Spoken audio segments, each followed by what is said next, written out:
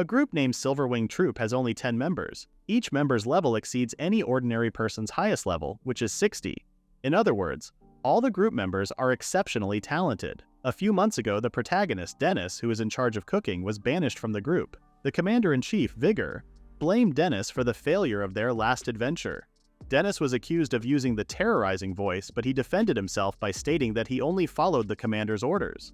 When Vigor denied Dennis's accusations, Dennis realized that Vigor was blaming others for his failures. The purpose of the last adventure was to subdue the elusive monster known as the Cave Dragon and collect valuable parts. However, for a specific reason, Dennis and the others couldn't continue fighting. After Dennis used the terrorizing voice, a highly oppressive skill, the cowardly Cave Dragon was chased away, resulting in the adventure's failure. But Dennis knew that if they had continued fighting the Cave Dragon, someone would have died. Vigor, asserting that their group was the most powerful guild in the world, reiterated that he had never given Dennis the order. When Vigor accused Dennis of being a spy trying to lower the Silverwing Troop's reputation, Dennis realized he was being framed. Observing the other members, Dennis could tell that they had already decided to agree with Vigor. When Vigor mocked Dennis for being a cook, Dennis was angry and asked if being a chef was strange. Vigor pointed out that their group should only consist of swordsmen or Shinto priests. He then told Dennis that a cook like him doesn't have a place in the Silverwing Troop. Ending the conversation, Dennis agreed to leave the guild. While packing his belongings, Katie, the vice commander, stormed into Dennis's room and demanded an explanation. She asked Dennis numerous questions, but he only replied that others also had his skills and that she would have to find someone else to cook her dinner. The Silverwing Troop is a vanguard with 2 swordsmen, Vigor, Blue Sword of Destruction, and Katie, Crimson Sword of Speed. Overwhelming force is their trademark. Katie agreed that others might have Dennis's skills, but noted that they lacked his combat experience. She added that their guild's fighting strength had increased only after Dennis joined. Katie was frightened, knowing that Dennis, who had supported every defender, was now gone. She tried persuading Dennis to return, promising to support him, but Dennis's decision was final. As he was about to leave, Katie grabbed his shirt, asking if he really never planned on coming back. Dennis had joined the Silverwing Troop because of Katie's invitation. In a tavern, Katie had praised Dennis's skill in medicine mixing and metallurgy. After their conversation, Katie had started following Dennis everywhere, and they eventually became friends. Dennis knew that Vigor had taken a liking to Katie, which he assumed was the reason Vigor found him displeasing. When Katie asked Dennis about his plans, she became angry when he told her he planned to open a restaurant. After apologizing and thanking Katie, Dennis reminded her to dress properly when she was at the headquarters. He made it clear to Katie that he was a chef, not an adventurer. Katie tried using her rank to order Dennis to stay, but he ignored her and left the guild. Out on the street, a little girl accidentally bumped into Dennis. As her balloon flew away, Dennis saw how sad she was and decided to retrieve it by jumping to the side of a building for support. After handing the balloon back to the girl, Dennis accepted that his journey as an adventurer had finally reached its end, and that his life as a chef was now beginning. At the guild's terrace, Vigor observed Dennis as he walked away. When Dennis arrived at a store, he was amazed by the equipment being sold. As he was about to purchase a piece of equipment, he reconsidered if it was really necessary. After turning down the merchant, Dennis followed a handbook for starting a restaurant to prepare for his restaurant opening. After purchasing an empty house, he became excited and forgot everything else. As Dennis was looking to employ a waiter, he saw a small girl being auctioned from a distance. The host kept enticing people by claiming the girl came from a noble family. Dennis became angry when he heard others planning to make money off her. Although he had no plans to save the girl, when he saw himself in her eyes, Dennis decided to purchase her for 100 coins. Thinking he had finally purchased the girl, Dennis was surprised when a fat man suddenly made a higher offer.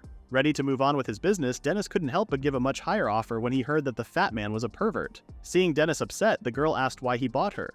Dennis told her it reminded him of something from a long time ago and then asked her name. When the girl responded that calling her slave would do, Dennis did not like it and insisted on knowing her name. After learning that her name was Atori, Dennis suggested they support each other moving forward. When Atori asked what she needed to do, Dennis responded, "Nothing," and told her she could use the second floor however she liked. When Atori's stomach unexpectedly growled, Dennis smiled and cooked her fried rice. Atori was surprised at how delicious it was.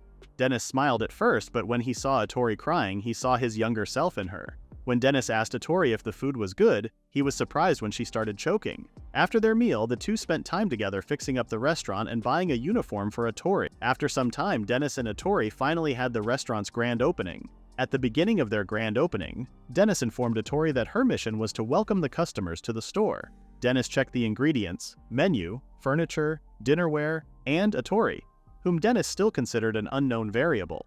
Dennis was eager to serve his customers since he no longer had any money left.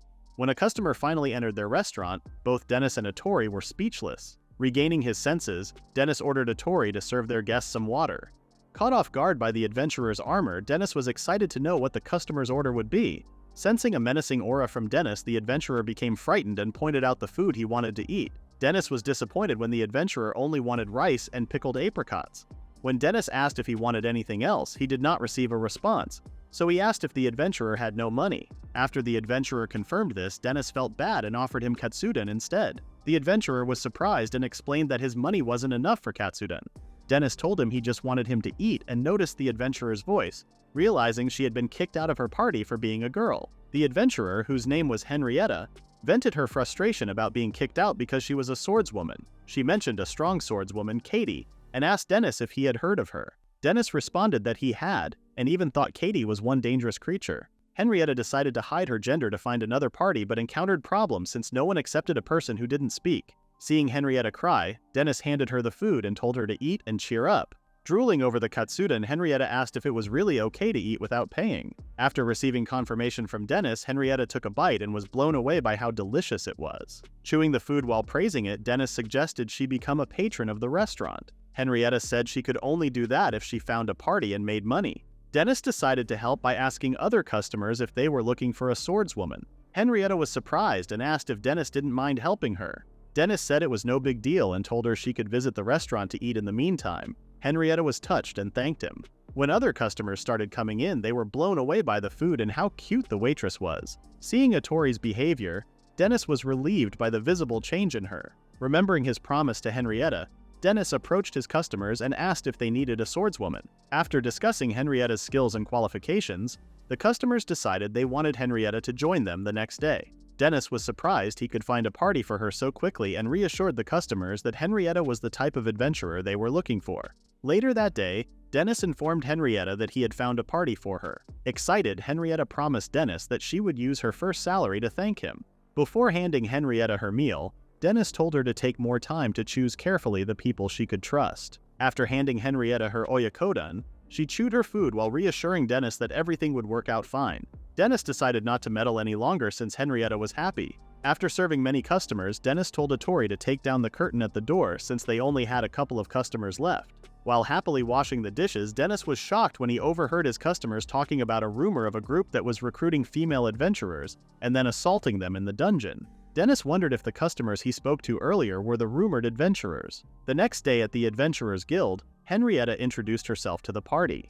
A man named Style introduced himself and told Henrietta that their party did not have a hierarchy and to just be herself. As the party finally ventured out, Henrietta asked what kind of quest they were going to do. After being told that they would be gathering something unimportant, Henrietta decided to stop asking questions and follow along with the others. Inside a dungeon, Henrietta immediately showed off her swordsmanship skills. Henrietta felt happy after being trusted by others. She continued to kill off monsters with a single hit until she finally got exhausted. The party's healer, Marmok, received an order to heal Henrietta. However, he instead used a stun spell on her.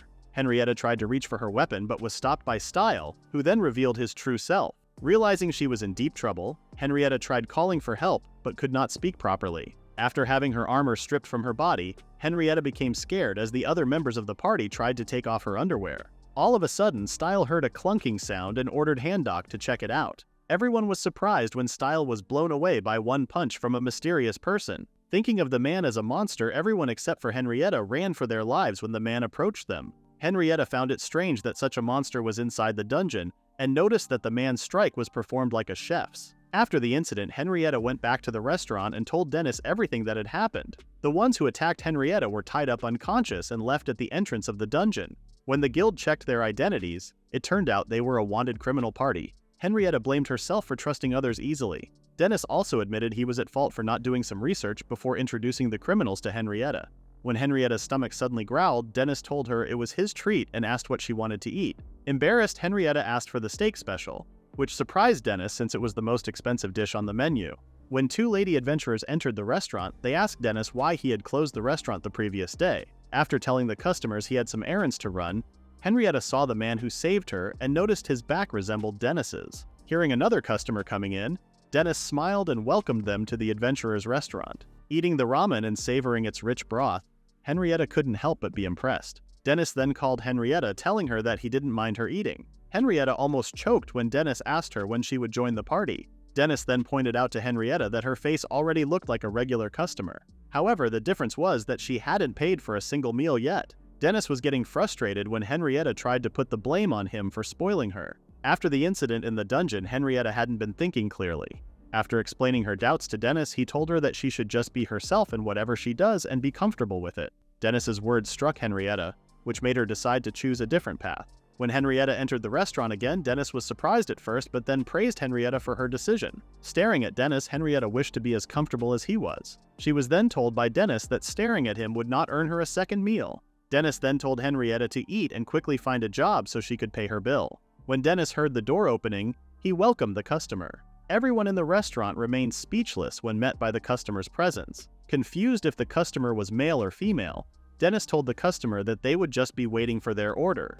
When the customer asked what was delicious, Dennis suggested a katsudon. However, the customer mentioned that they were not in the mood for katsudon. When Henrietta suggested pasta, the customer also refused, mentioning that pasta was heavy for their stomach. When the customer refused Atori's suggestion, Dennis became frustrated and asked what they preferred to eat. Atori then approached the customer and suggested they eat fried rice. After being served ankake fried rice, the customer was hesitant at first to eat it.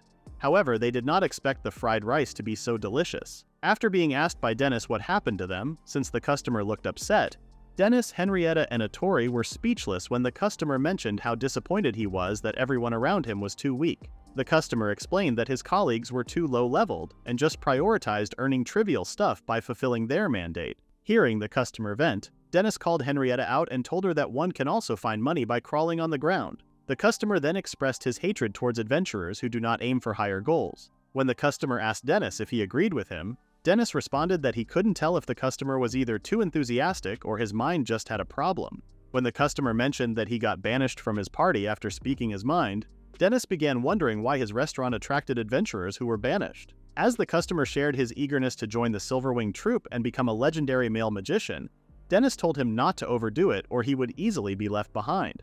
After thanking Dennis for the meal, the customer turned around and introduced himself as Vivia Strange, and told Dennis that he would stop by next time to eat ebi fried rice. As Dennis and the others were still speechless, he guessed that Vivia must have liked the fried rice. After a few days, Vivia visited the restaurant again. After being asked by Dennis how he was, Vivia shared how he found the strongest group and joined the Misty Knight. Since Vivia was still young, Dennis asked if his level was appropriate. Vivia was not worried, as he was sure that he could catch up to the others' level. After joining the Misty Knight, Vivia couldn't help but be excited to soon join the Silverwing troupe. Dreaming of joining the famed guild, Vivia already assumed that he would be called the Dark Magician. Dennis was speechless since he was named Legendary Chahan by the guild that Vivia dreamed of joining. After handing the fried rice to Vivia, Dennis couldn't help but think that Viva was cute for enjoying the food. Although Vivia was a bit delusional, Dennis praised him for having the desire to rise up. Dennis knew that if Vivia joined a stable party, he would someday become a great adventurer. After being asked when his first mission was, Dennis was surprised when Vivia shared that he would have to collect rare minerals on the 5th floor. After checking Vivia's level, Dennis was shocked to learn that Vivia was only level 17. Adventurers who can counter creatures on the 5th floor must be at least level 30 or above. Dennis was afraid for Vivia since the 5th floor was not a place for his level. He then asked Vivia if he wouldn't be overwhelmed. Vivia, surprised that Dennis had some knowledge about the 5th floor, reassured that the best member in the party would support him carefully. The next day, Dennis still couldn't help but worry about Vivia, as the last words he heard from him were that he would tell Dennis about his victory. Realizing that it was already noon, Dennis wondered if he should have stopped Vivia from going. But Dennis then stood by his decision since the rule of adventurers was to take responsibility for themselves. Dennis was then approached by Atori, as he was informed that they ran out of eggs. Hearing Atori mention that Vivia would be fine, Dennis felt relieved. However, Dennis heard the members of Misty Knight that Vivia is participating in a ritual to join their party, which was going inside the 5th floor and coming back alive. The two members of Misty Knight were suddenly dragged by Dennis. Thinking that Dennis was trying to pick a fight with them, they unsheathed their weapons and tried to hurt Dennis. However, they ended up getting hurt themselves. Dennis apologized to Atori and told her that the restaurant would close in the afternoon. Realizing what Dennis's intentions were for closing the restaurant, Atori told him to be careful. After reassuring Atori that he would be safe, the two made a fist bump before separating. Meanwhile, on the 5th floor of the adventurer's dungeon, Vivia looked frightened and was running as fast as he could. Vivia's fear grew larger after hearing the goblin's footsteps behind him. Vivia had been informed by the members of Misty Knight that he would have to take a test first. Upon entering the dungeon, Vivia immediately encountered strong monsters. Using all his might, Vivia barely reached the 3rd floor of the adventurer's dungeon. When Vivia suddenly tripped, he noticed that his leg was wrapped in vines. Recognizing it as a magic trap, Vivia pulled out his wand to dispel it. However, his mind suddenly went blank, and he could no longer remember the counter for a textbook magic trap. All the techniques that Vivia had memorized suddenly vanished from his head. Seeing the goblins from a distance, Vivia started to panic. Imagining what the goblins would do to him, Vivia spiraled into despair. When the goblins finally arrived where Vivia was caught in the trap, they expected to find him, but all that remained was his torch. Hiding behind the rocks, it was revealed that Vivia had received help from an adventurer named Cynthia. When Vivia asked Cynthia if she was lost inside the dungeon, Cynthia hesitated at first, but then revealed that she had been left behind by her party. While running away from monsters, Cynthia had also been caught in the same trap, but unfortunately for her, nobody came to help. After countering the trap, Cynthia couldn't catch up with the others and had no other option but to hide. When Cynthia suggested they wait for Vivia's party, Vivia was ashamed to reveal that he had the same fate as her. Realizing that no one was going to save him, Vivia assumed it was because he had shown off too much and had a bad personality. The two comforted each other inside the dungeon. Hearing the goblins' footsteps, Vivia guessed that their hiding spot would soon be discovered. Vivia told Cynthia that he would act as bait to lure the goblins away. Cynthia protested Vivia's plan, saying there was no point if he couldn't survive. Because of Cynthia's help, Vivia found new courage, which motivated him to help her. Vivia despised others around him and thought he was unique. In the end, Vivia didn't want to do anything. He just wanted to be recognized as someone special. But after being saved and cheered up by Cynthia, Vivia genuinely wanted to save her. Although Cynthia did not want to go along with Vivia's plan, he insisted and came out of hiding. With one shout, the goblins immediately started running towards Vivia's location. As the goblins closed in on him, Vivia stood his ground. Out of nowhere, an alchemy spell summoned a large pan. Confused by its appearance, Vivia became frightened when he saw a scary figure. Assuming it was some kind of monster, Vivia was surprised when he heard a familiar voice. It was then revealed that the scary figure was Dennis, who took off his mask since his identity was already discovered. Hitting Vivia's head, Dennis asked why he had jumped out in front of the goblins alone. As Dennis was about to drag Vivia out, Vivia told him that his savior was still hiding nearby. When they called out for Cynthia, Dennis was shocked and asked Vivia if the person who helped him was the skeleton that was hiding. After getting out of the dungeon, Dennis and Vivia found out that Cynthia had gone missing 13 years ago on the 5th floor and was assumed dead. When they were asked if they were Cynthia's relatives, Dennis and Vivia couldn't give a proper answer. The two later went to Cynthia's grave and paid their respects. Holding a flower, Vivia still believed that Cynthia had saved him and given him courage. Dennis shared a rumor he had heard before, that the souls of adventurers who had died in the dungeon could save living adventurers. Dennis told Vivia that he believed Cynthia did save him. After thanking her and promising to visit Cynthia's grave again, Vivia vowed to become the best magician in the world. Feeling hungry, Dennis offered Vivia the crab-fried rice he had mentioned before. Seeing Vivia still feeling down, Dennis told him that Cynthia would be happy if he cheered up. Turning around and looking at Cynthia's grave, Vivia admitted that Cynthia was definitely a magician. Meanwhile, as the clock struck 5 o'clock, a woman stood at the top of the clock tower, curious. A girl named Bashel was regarded as the village's prodigy. The village pooled their money so that Bashel could enroll in the magic school at the capital. As a student, Bashel reached level 30, which was on par with a mid-level adventurer. Her achievements indicated she would surpass level 60, the limit for a normal person. Bashel then skipped a rank and became a sage. Overflowing with talent and a promising future, Bashel was recommended to become a professor at the magic school after graduating. However, she declined the invitation. Bashel eventually joined the adventurer party known throughout the kingdom as Misty Knight. She sent money and letters to her village, reassuring them that she was receiving help from her party members. However, Bashel's real situation was that she was constantly scolded by another member of her party. After rewriting a report multiple times, Bashel didn't realize she was already hungry. Wondering if there were any shops open at that time of night, Bashel decided to roam the city to find a place to eat. Seeing a closed diner, Bashel lamented her bad luck. On the entrance test day for her top choice party, Bashel had a high fever and couldn't go. Somehow, Misty Knight accepted her, but nobody else joined at the same time. Bashel became responsible for all of the party's errands. Her senior claimed every achievement for himself while blaming everything that went wrong on someone else. Reaching her breaking point, Bashel just wanted to cry but was surprised when Atori appeared in front of her. When Dennis saw Atori with someone else, he told her they were already closed. However, Atori insisted that Bashel be their last customer. Surprised that Atori begged for a favor, Dennis told Bashel to hurry up and choose her food. After choosing today's special, Bashel noticed that the restaurant had a nice atmosphere and wondered if the people in front of the cook were regular customers. Whenever Bashel had a day off, she just slept all day, as she had no friends to enjoy time with. When Bashel finally tasted her food, she was surprised at how delicious it was. She had never seen shrimp deep-fried like this, nor had she seen the sauce before. Henrietta boasted that everything on the menu tasted great and recommended the katsudon and other items. Surprised by Henrietta's knowledge, Bashel learned that Henrietta was the first customer. Dennis then pointed out that Henrietta was a freeloader from the beginning. Seeing Dennis and Henrietta argue, Bashel couldn't help but laugh out loud. Dennis was surprised to see Bashel crying. When Bashel realized she was crying, she became puzzled as to why. Eating delicious food in a pleasant place, Bashel thought there were so many wonderful things. However, she was curious as to why she was scolded unreasonably every day. Enduring harsh words directed at her, Bashel just wanted to die every morning when she woke up. Not wanting to worry anyone or betray expectations, Bashel ended up writing lies in her letters, unable to ask anyone for help. Feeling under the weather, Bashel tried to force herself to wake up. When she saw the time, she hurriedly followed her party. After being scolded by her party, they proceeded to go on their quest. When Bashel was instructed to take out the shine grass, her heart sank when she did not see it in her pouch.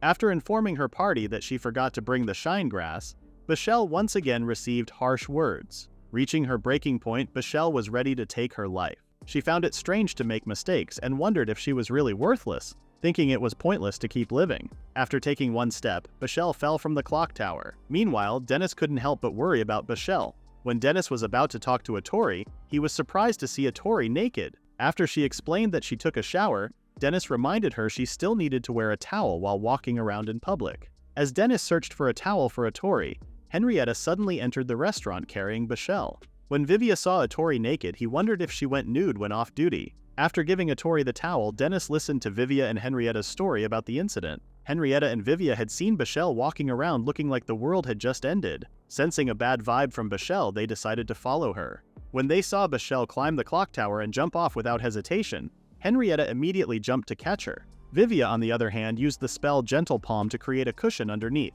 Breaking through Vivia's Gentle Palm, Henrietta's armor ended up getting crushed, though the impact was lessened. Curious about Bashel, Dennis informed the two that he let her sleep on the second floor. Dennis revealed that Bashel was heartbroken and had chosen to take her life. Hardworking people have so many things to do that they are crushed by their work, which led to Bashel's spirit being broken.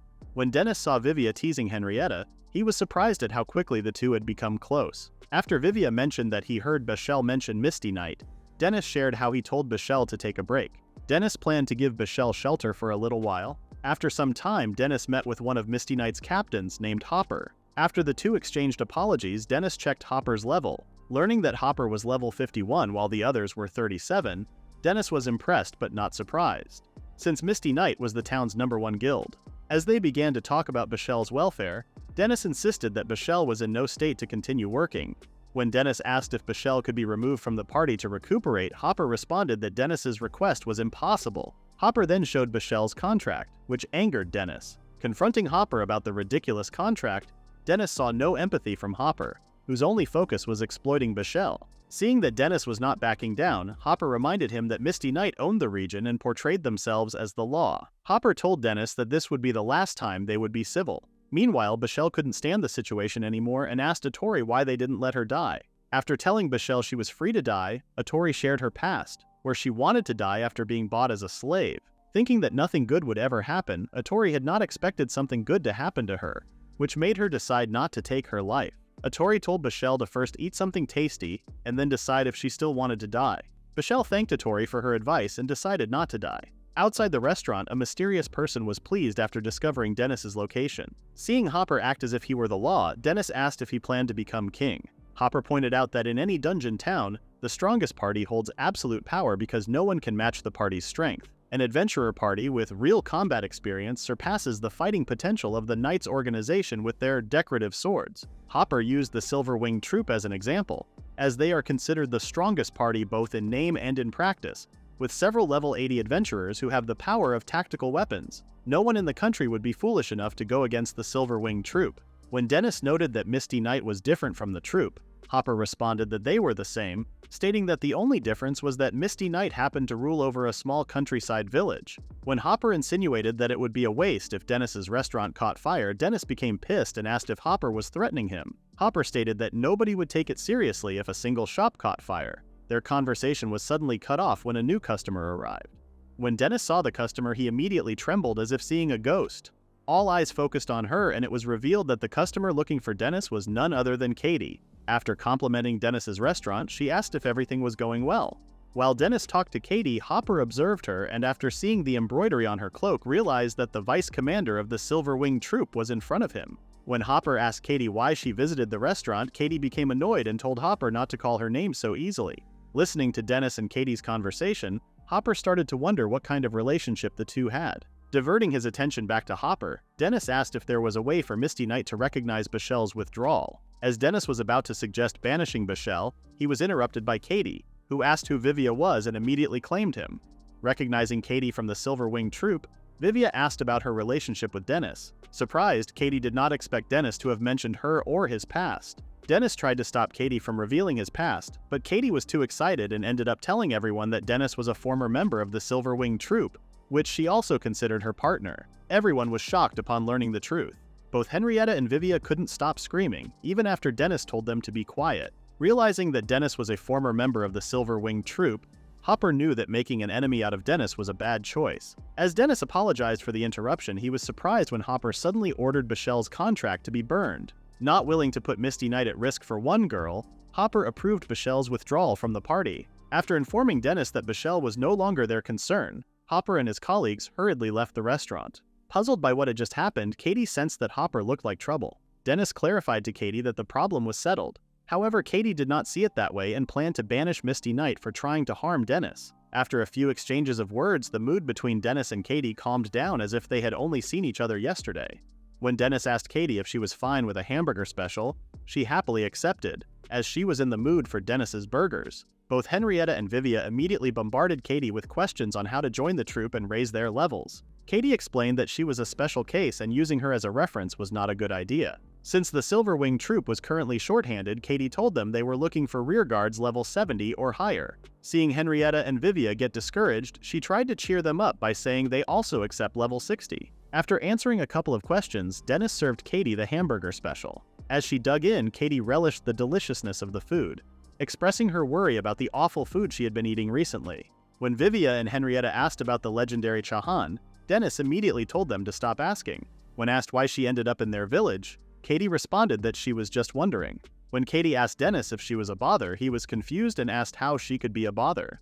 Dennis's words made Katie happy and she revealed that she had something important to say. After asking Dennis to come back to the Silver Wing Troop, Katie revealed that the troop had been on the verge of collapse since Dennis left. As the core of the rear guard, his absence had greatly affected many in the troop, especially those in the vanguard. Katie expressed that many wished for Dennis to return, and informed him that Vigor was now being questioned for his ability as a leader. She pointed out that a leader being cornered could become very unpredictable, citing revenge for those who defied orders as an example. Although Katie was worried about Dennis, he made it clear that he had no thoughts of returning to the Silver Wing Troop. He told Katie that he was now happy with his life and his dunderheaded customers. Seeing the people who enjoy the food he makes, Dennis expressed his love for his shop. Katie asked if he really had no plans to return, even if she was the one asking. Dennis was grateful to Katie for giving him the opportunity to be part of the troop, but he emphasized that he was no longer an adventurer but a chef. Katie asked if this meant Dennis wouldn't be able to reach level 100.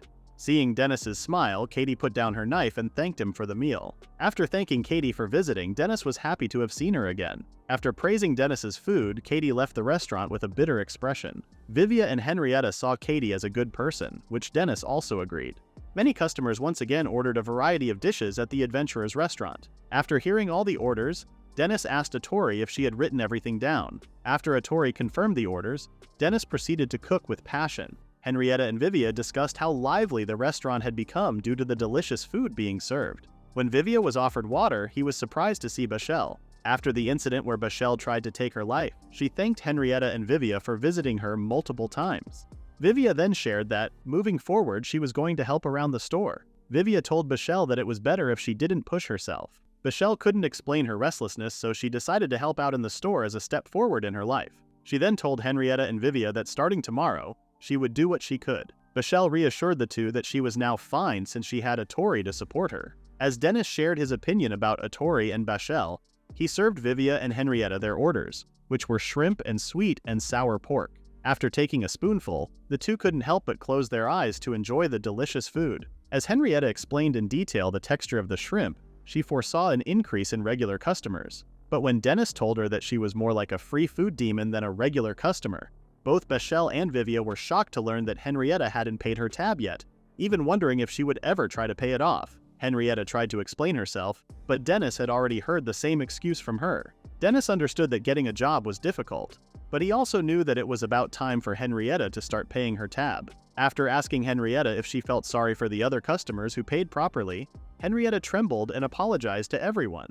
Later that night, Henrietta took a bath but hated using cold water. Wishing to live in a place with hot water, Henrietta wondered if Vivia had a hot shower. Wanting to bathe in a public bathhouse, Henrietta didn't have the money to enter such an establishment. Henrietta then started to worry that Dennis would hate her for taking advantage of him. Meanwhile, Dennis shared with Vivia his theory that Atori had a boyfriend. Not expecting the topic to be Atori's personal life, Vivia wondered about it since Dennis had asked for advice on his day off. Dennis told Vivia that Atori had recently started using her allowance more frequently and going out for walks. Wondering what Atori was doing on her walks, Dennis was surprised to see her walking with a man. Assuming the man was Atori's boyfriend, Vivia suggested to Dennis that maybe the man was just Atori's friend. Wearing a worried expression, Vivia suggested Dennis ask Atori about it. However, Dennis didn't have the courage to ask Atori, as he didn't know what to do if his assumptions were correct. Now acting more like a father, Dennis thought that if the man really was Atori's boyfriend, he should first introduce himself and bring souvenirs. Dennis added that he would not accept the man if he was not at least level 80. When Bashel entered the shop, Dennis saw it as an opportunity to follow and observe Atori while leaving the shop to Bashel. Not understanding what was going on, Bashel simply wished them a safe trip. When Henrietta arrived at the shop, Dennis explained that he and Vivia were involved in a small errand and asked if she could go shopping with Bashel. After Henrietta accepted Dennis's favor, Dennis, carrying Vivia, hurriedly left the restaurant. Wanting to be useful for once, Henrietta told Bashel that she would do her best. Hiding behind a wall, Vivia expressed his opinion that Dennis should stop following Atori. When Atori entered a jewelry store, Dennis became nervous, presuming that the man was planning to propose to Atori. As Dennis started spiraling, wondering what he should do, Vivia then told Dennis that he had an idea. Asking Vivia what it was, Vivia shared his idea but was not sure if it was worth Dennis's praise. Meanwhile, Bashel noticed Henrietta sighing. When she asked Henrietta if there was a problem, Henrietta shared her worry that Dennis would hate her if she still couldn't pay him back. Bashel remembered that Henrietta was recently on a quest and asked why she was having a hard time saving money. Henrietta explained that the repair cost for her equipment was high. She added that she also needed money to buy potions, since she got a lot of injuries. Henrietta visited the shop, thinking she could at least repay Bashel for her services in a different way. Happy that Henrietta thought of her, Bashel told her that she would cheer for her tomorrow. The two then heard a group of adventurers talking about an incident at the adventurers' restaurant, where Dennis and Hopper had a bit of an argument. Upon learning that Dennis was a former member of the Silverwing Troop, the adventurers were glad to know that the Misty Knight had finally met their match, but they also couldn't help but worry for Dennis. The adventurers only hoped that Dennis and Misty Knight would not cause any more trouble. On the other side of town, Vivia and Dennis were now using a magical tool to eavesdrop on the conversation happening inside the store. As Dennis wondered what the topic of the conversation was, he and Vivia were surprised when they heard Atori describing something familiar to them. When an older woman passed by the two, she accidentally had her belongings snatched. When Dennis heard that there was a thief, he immediately asked what happened. After learning that the thief took the grandmother's bag, the two decided to leave their task and pursue the thief instead. The thief was boasting to himself about how easy it was to steal the grandmother's bag and was eager to see how much money was inside. He was surprised to see Dennis following him at a really fast pace. The thief was curious about Dennis's identity, as he was able to catch up to his speed even though he was a level 30 adventurer. Holding onto Dennis's hair, Vivia wondered how a level 99 could run so fast. Seeing the thief jump to a roof, Dennis shared that he was not very skilled in pursuing people and asked Vivia to use some useful magic. Vivia then told Dennis that he could only think of one spell that was useful in their situation. After using the spell Soft Palm, Vivia teared up, seeing that they were now so high up. Realizing that they were about to land, Dennis told Vivia to cast the spell one more time. After casting the spell multiple times, Dennis was able to utilize it, almost reaching the thief. Unfortunately for the two, the thief created a distance between them after casting a blast near Dennis's face. Realizing that Vivia was no help at all, Dennis planned to put him down. While following the thief in a narrow path, Vivia recognized the silhouettes ahead of them. After calling Bechel and Henrietta's names, Vivia told the two to catch the man coming towards them. After bumping into Bechel, the thief realized that his decision was correct as he could easily blend into the crowd. Thinking that he had successfully escaped, his luck ran out when Henrietta finally caught him by using her great sword dance to subdue him. After Dennis and Vivia caught up with Henrietta, they praised her for her hard work. After safely returning the bag to the blacksmith's grandmother, everyone once again gathered at the adventurer's restaurant. When Dennis shared his suspicions of Atori having a boyfriend, the two ladies were surprised since they hadn't even noticed that Atori might have a boyfriend. As Dennis felt lonely and irritated, everyone welcomed Atori when she entered the store. Approaching Dennis right away, Atori explained that she had saved her money to buy Dennis a present. Not knowing what to buy, she had asked the jewelry shop owner's son for advice.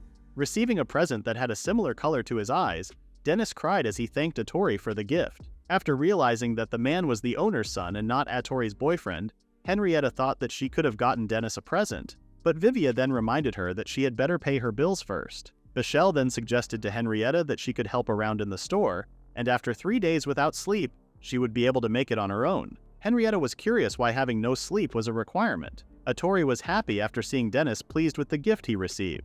After a long day, Dennis was exhausted and could only put his head on the table. He had no choice but to activate multiple skills at once in order to make the orders on time. Due to Dennis's determination to deliver the food, the adventurer's restaurant became known for being quick, cheap, and tasty. After instructing Atori to close the store, an old man suddenly entered. The old man was trembling, thinking it was a miracle to find Atori in the store. Everyone was surprised when the old man knelt in front of Atori.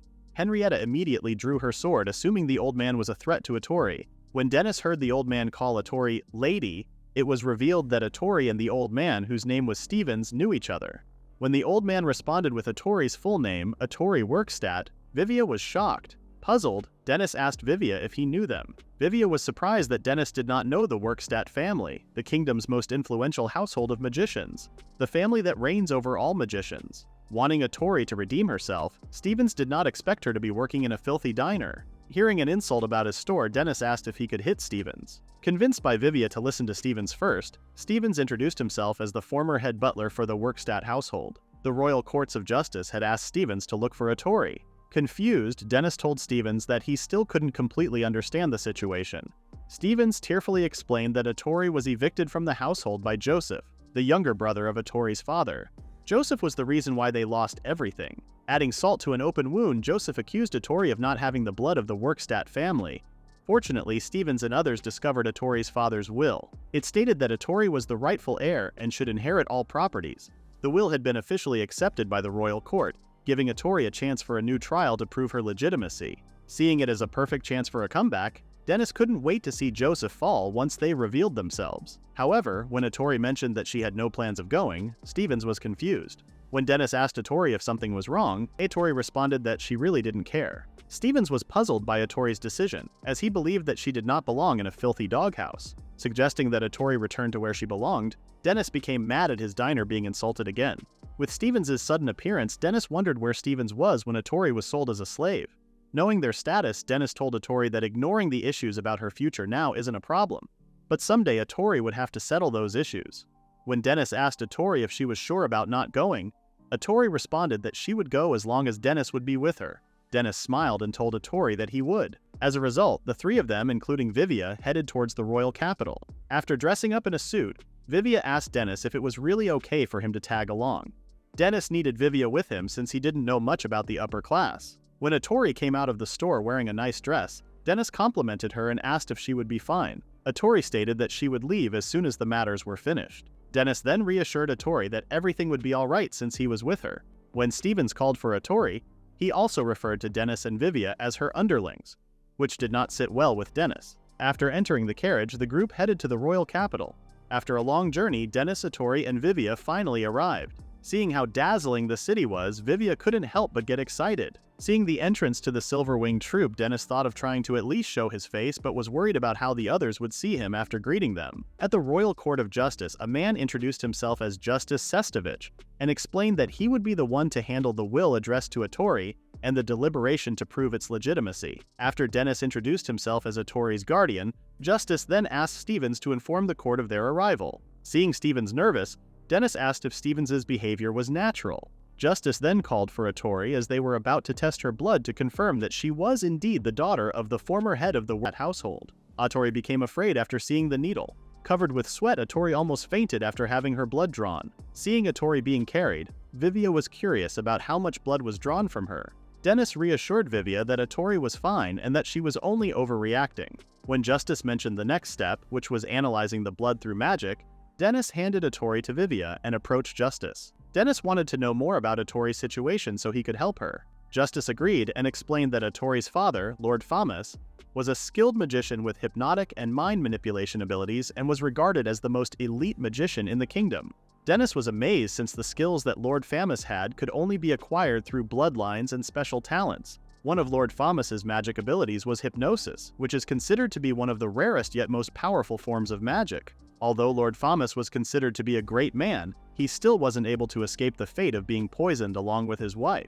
After Joseph had the head of the Workstat family killed, he then had Atori expelled from the household due to her legitimacy being questioned. Atori was still fortunate as Lord Famus was clever enough to hide his will. As a result, the royal government demanded Atori's blood to be examined. After showing Dennis the machine to analyze the blood, Justice poured Atori's blood and Lord Famus's blood into the machine to determine if they were related. If the crystal took the shape of a flower, it would indicate that both parties were directly related. After adding the blood of Lady Eliza, Lord Famus's wife, the crystal formed a flower shape, confirming that Atori was indeed their daughter. After confirming Atori's bloodline, Justice planned to take action to win the trial. He instructed Dennis and the others to rest at an inn reserved for them, but they decided to roam around the city first. While Dennis and Atori rested on a nearby bench, Vivia admired the clothes displayed in a store. Wishing to have the clothes he was staring at, Vivia felt discouraged, thinking they wouldn't look good on him. However, a man suddenly stood beside him and told Vivia that the suit would look good on him. Vivia smiled at first, but when he saw that the man had the same face and voice as Dennis, he froze. The man continued to talk, saying that having one good set of clothes was good enough. Curious about the man's identity, Vivia was surprised when the man asked him something, and he could only respond by agreeing with the man. After introducing himself, the man complimented Vivia's name. The man then introduced himself as Heath and suggested a good cafe for Vivia to visit. As Dennis called for Vivia, he excused himself and thanked Heath. Before leaving, Heath told Vivia that he was confident they would meet again. A woman kneeling beside Heath asked if there was a problem. Heath responded that he had just happened to come across his other half. The woman was puzzled by what Heath meant, but Heath was sure he would meet Dennis and his friends again.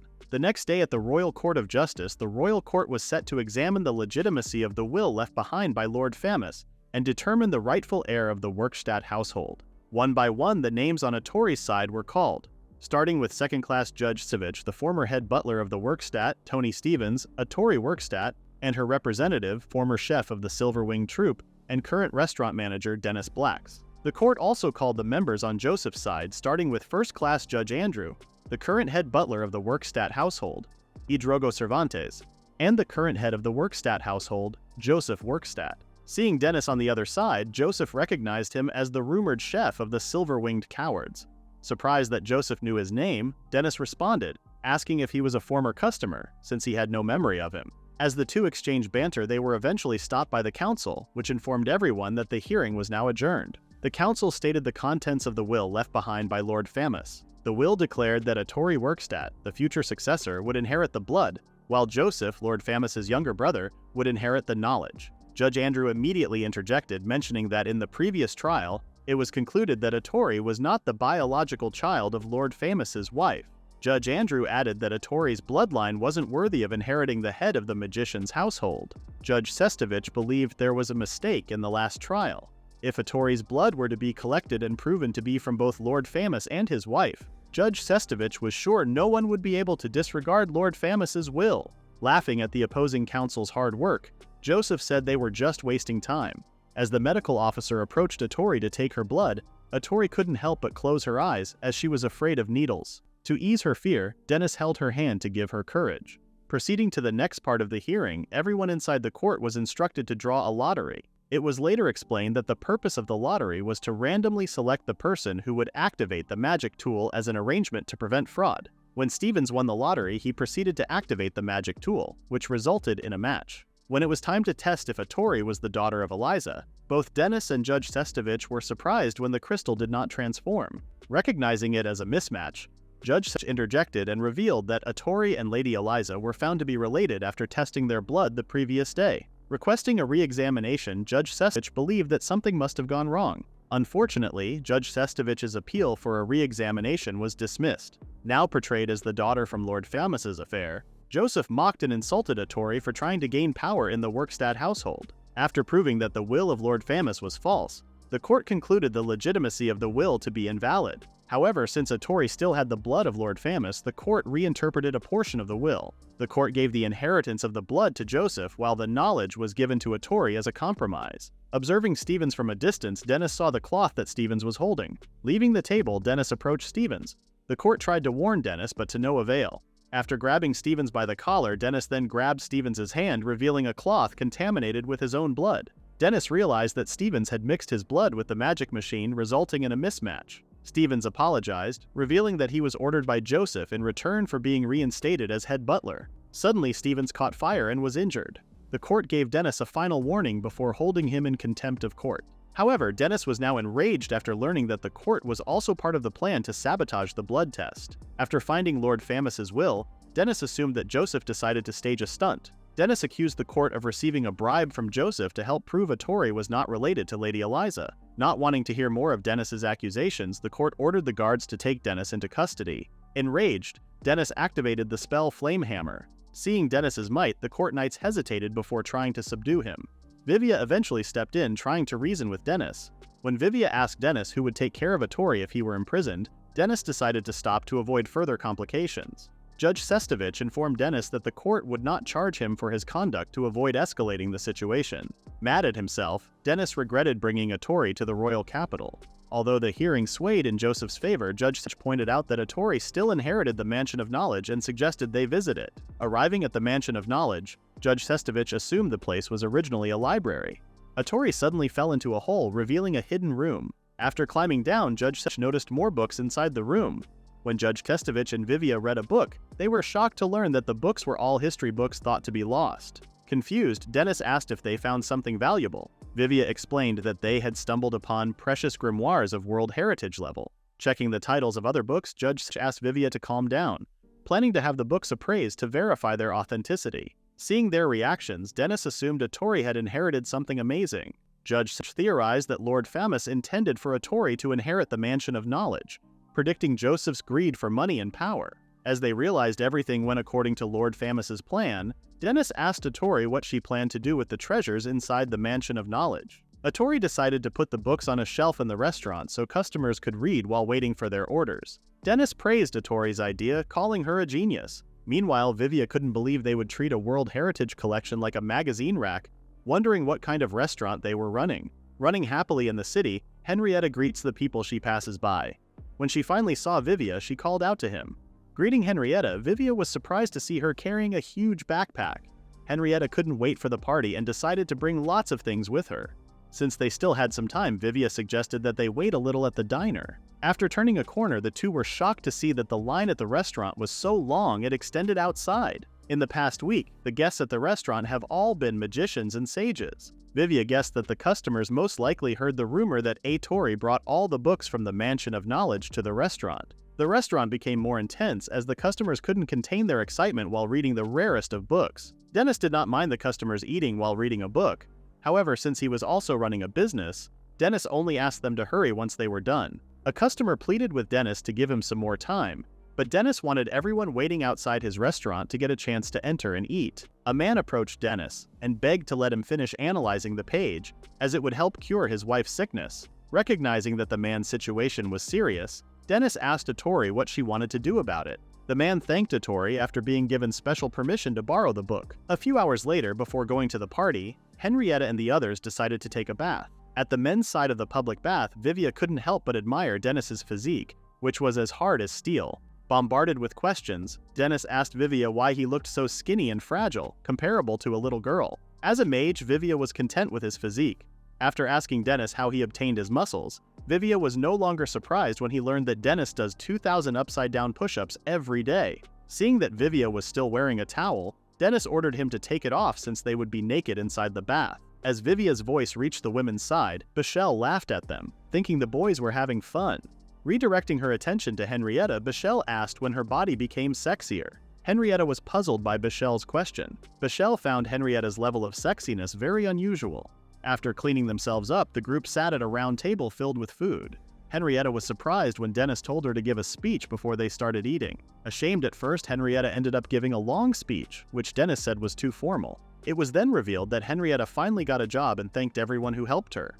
Henrietta is not involved with an adventurer party, rather she has joined the Order of Knights. Henrietta expressed her worries and realized that she wanted a job where she could help others. Dennis then asked Vivia if he also had something to share. Vivia revealed that he had found a new party to join and plans to do his best with them. Henrietta happily shared that Vivia and she finally graduated from being NEETs. Vivia pointed out that he was not the same as her since he was able to pay for all of his meals. Everyone then grabbed a glass and cheered for their future. Eating the delicious food, everyone laughed and had their stomachs full. Vivia shared with Dennis that Bashel would be returning to her hometown. Bashel will most likely become an instructor at the Royal Capital Magic Institute. The professor from the magical school sent Bashel an invitation letter since she was an outstanding graduate from the school. Realizing that each of them was now going to take their own path, Vivia commented on how everything is just a part of life.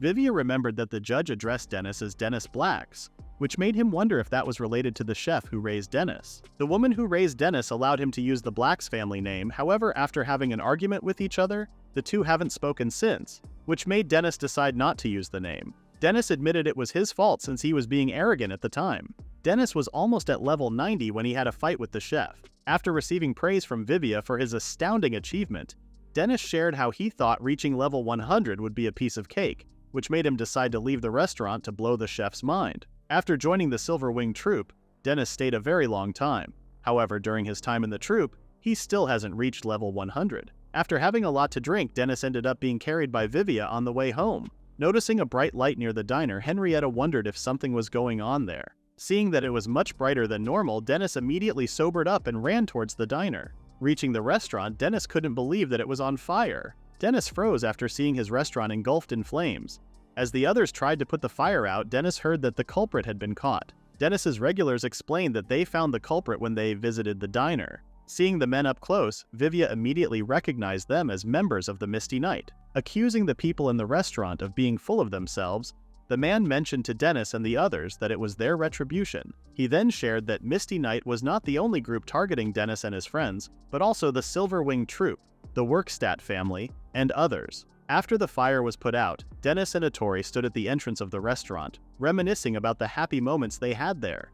Henrietta and Vivia couldn't contain their emotions. It was revealed that Joseph issued an order to the Silver Wing Troop to have the restaurant burned down. The order was later carried out by Misty Knight.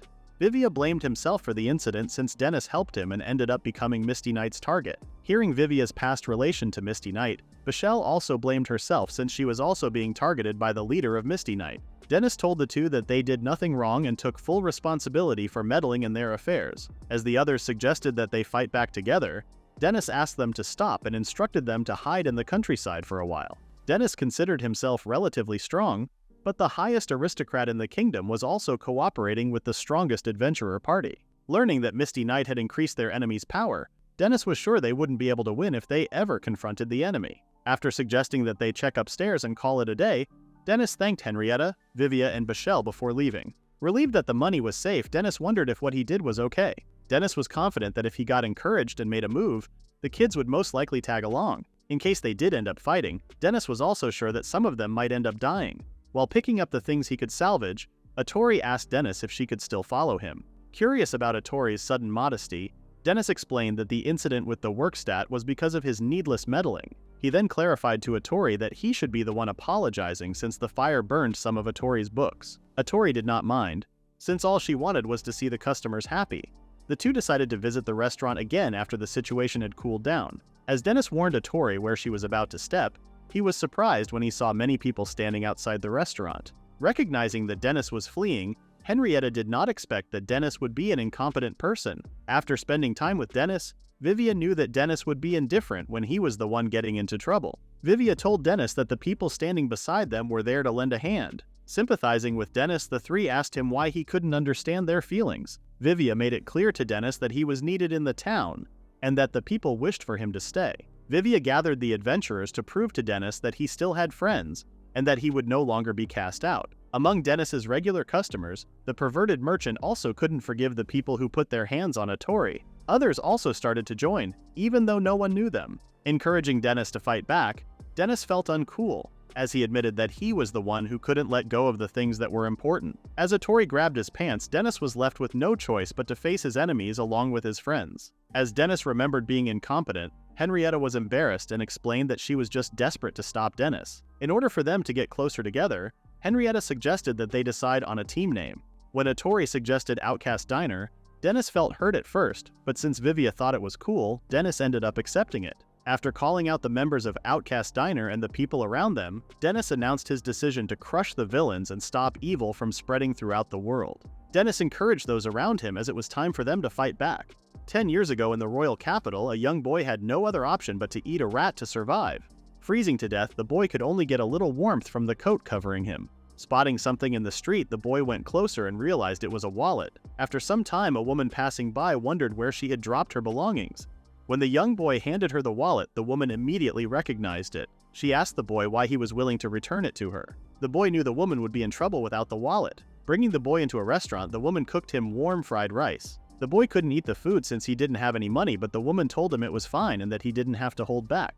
Grabbing the spoon, the boy tried one spoonful and was immediately surprised by how delicious the food was. The boy shed tears, as it was the first time he had felt something so warm. Back in the present, Dennis and his friends were headed to the royal capital. Dennis was asked if he had a good dream, which he revealed he did, as he dreamt of the head chef. Vivia and Henrietta then remembered that Dennis was planning to see the head chef, and they couldn't imagine what type of person the chef was who had raised Dennis. They were surprised to learn that the head chef of Black's restaurant, Gene Black's, was a level 100 adventurer. Seeing the three imagining what type of person the head chef was, Dennis clarified that Gene Black's had only mastered the art of culinary skills, making Dennis much stronger than her in terms of fighting. However, in terms of cooking, Dennis admitted that there was no one better than his foster parent, Gene. Before meeting Gene, Dennis planned to meet someone else first. Meeting in a narrow path, Katie asked Dennis if he had only called her to know where Vigor was located. Katie became disappointed since she thought Dennis wanted to return to the Silver-Winged Troop.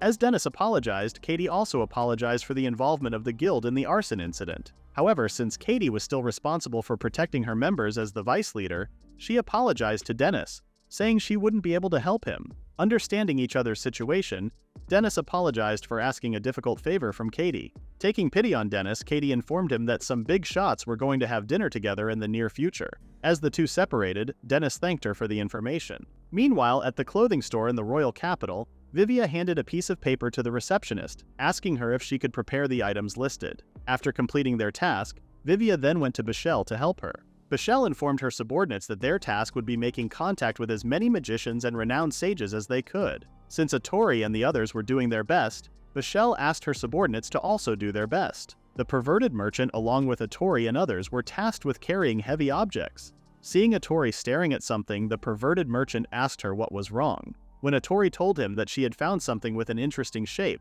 the merchant shared that it was a magical item to amplify one's voice. A man suddenly approached them, recognizing Otori as the owner of the magic book. Otori then remembered the man who had a sick wife. The man thanked Otori for lending the book, which helped him cure his wife. Wanting to repay his debt, the man mentioned that he could utilize most wind skills. Stretching out their hands, Otori and the perverted merchant asked for the man's help. At the courthouse, Henrietta spoke to Judge Sestovich, informing him of the arson incident. Henrietta asked if they would be able to make a case based on what happened. Judge Sestovich shared that, with a thorough investigation, they might be able to capture the leader of Misty Knight. However, they would not be able to touch the Silver-Winged Troop, as well as those who had strong connections to royalty and great nobles. When Henrietta mentioned that they had a plan for the others, Judge Sestovich was intrigued and asked to hear more about it. Outside the Black's restaurant, Dennis stood and stared at the restaurant's door. When Dennis entered the restaurant, the waitress was shocked and immediately informed everyone that sous chef Dennis was back. In just a matter of seconds, Dennis was surrounded by familiar faces. Wanting to see the head chef, Dennis was surprised to see Hesmuk. After welcoming Dennis, she guided him to where the head chef was. Seeing Jean, Dennis told her that he was finally home. Jean was caught off guard when Dennis informed her of a special dinner that was about to happen. The guests were the judge of the royal court, the leader of Misty Knight, the head of the Workstat household, and the leader of the Silver-Winged Troop. Dennis had no clue about his enemy's intentions, but knowing they would be gathering in one place, he wanted to take a chance and aim for that moment. Since Dennis had no idea where and when the dinner would take place, He asked Jean to provide him with some information from her connections, as she was the best chef in the capital. As a chef herself, Jean did not like how Dennis was trying to ruin someone's dinner. At first, she thought her foster son had finally returned to her.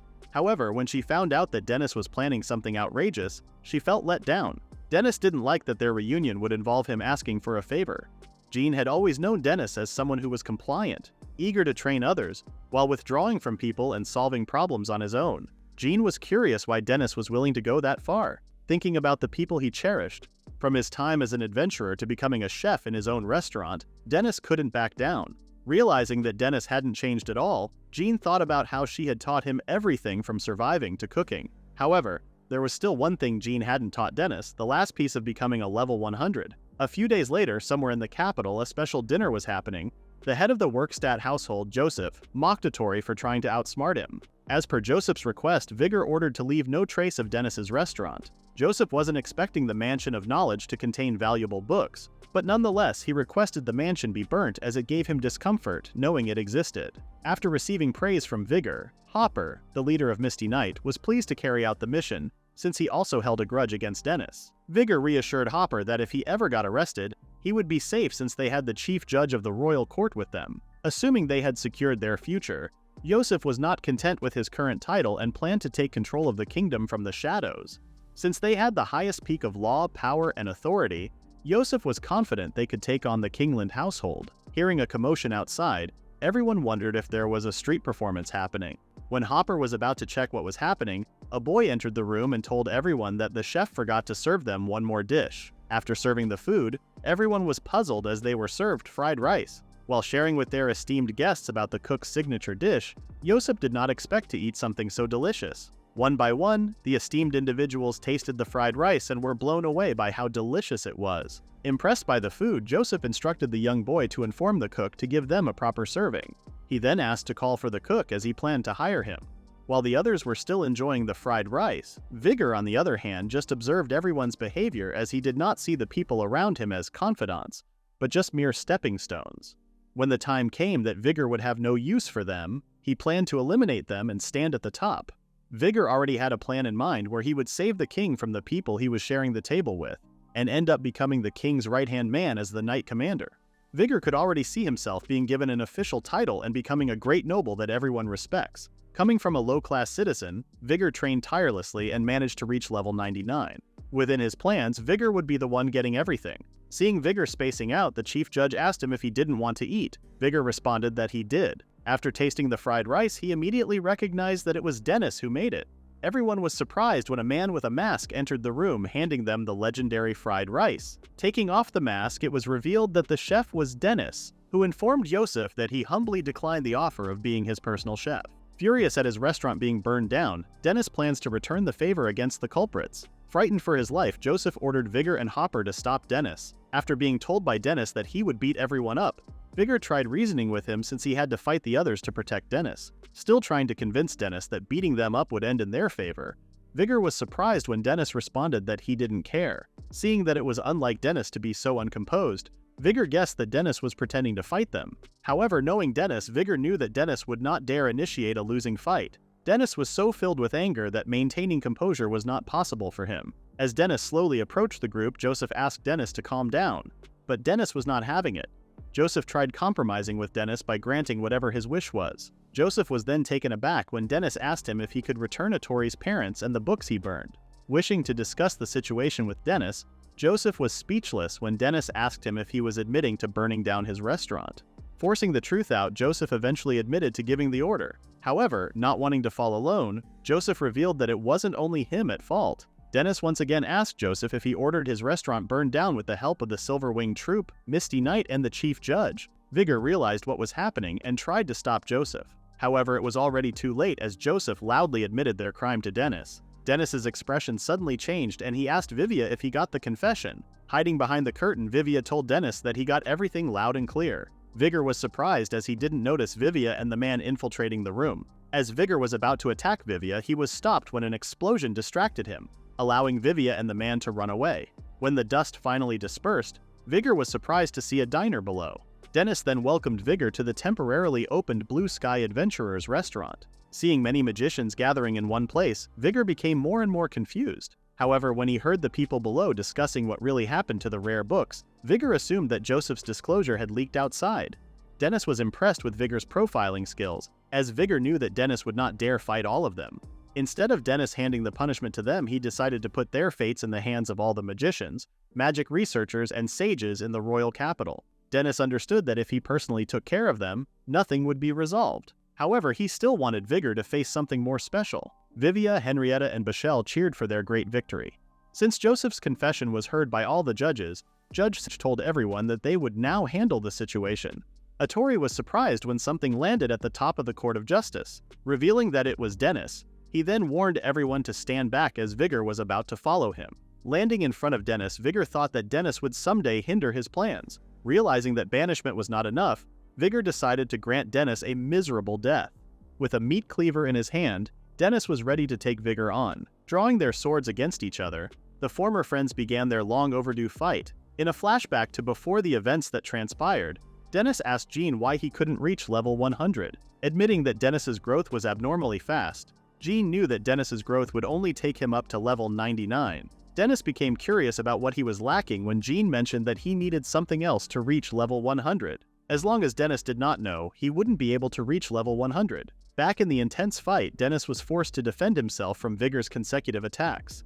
No longer able to sustain the heavy blows, Dennis's meat cleaver ended up breaking. Jumping away to create some distance, Dennis regenerated his broken meat cleaver. Dennis knew that he would not survive if he received a direct hit from Vigor's attack, which made him decide to use a different approach by charging towards Vigor. Casting multiple arrowheads behind him, Vigor also charged towards Dennis. After the two collided, it was revealed that Vigor won the clash. Covered with bruises, Dennis knew that if he didn't do something, he would be dead. Witnessing the fast-paced clash, Vivia was shocked since he could barely follow their movements. Both Bashel and Vivia were worried for Dennis since it looked like Dennis's overall strength was being overwhelmed by Vigor's combat skills. Meanwhile, Henrietta felt out of place since he couldn't see Dennis and Vigor's movements at all. When Henrietta noticed Atori holding onto the gift she gave to Dennis, Henrietta realized something. In the midst of their fight, Dennis ended up being blown away while covered with injuries. Dennis's sensory enhancement skill was still active, which helped him see everyone in slow motion. Wondering what his next step would be, Dennis hated to admit that Vigor was much stronger than him. He then wondered why he was so serious to begin with, helping everyone like an older brother, while cooking anything he wanted in his own restaurant. Dennis knew that those were enough for him to be happy. Seeing Dennis regaining his balance and standing back up again, Vigor became more enraged. No longer able to feel his hands, Dennis wondered if he could still survive. Wondering why he became a chef, Dennis then began asking himself the reason. Thinking that it was when he ate the most delicious fried rice, Dennis then realized that was not it. Pursuing the warm feeling he had when he ate the fried rice, Dennis remembered that he wanted to become someone who could serve the same kind of warm dish, serving so that people with difficult circumstances, sad people, and hungry people could have the strength to get through another day.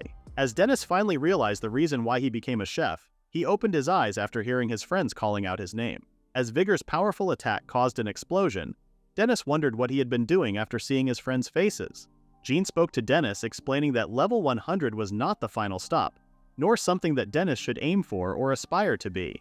Reaching level 100 is something that happens before one realizes it. After Dennis informed Jean that he was troubled since he didn't know what that feeling was, Jean asked if he knew the story of the bluebird. The story is about a bluebird flying around the world trying to find happiness. But in the end, realizing that real happiness was actually close by. Knowing the story as a common moral tale, Jean explained that reaching level 100 is similar to the story. The only slight difference between level 99 and 100 is just a matter of whether something that was there from the beginning would show up. Jean then asked Dennis if he knew where the last piece was. Pointing at Dennis, Jean told him that the last piece was within him all along, and Dennis just didn't know it. Jean's words confused Dennis, prompting him to ask for more specific details from her. Back in the present, Vigor was about to end Dennis when Dennis blocked the attack with his meat cleaver. A big explosion then gave the two some distance to catch their breath. On his knees, Dennis didn't understand what Jean was talking about at first, but now he finally understood.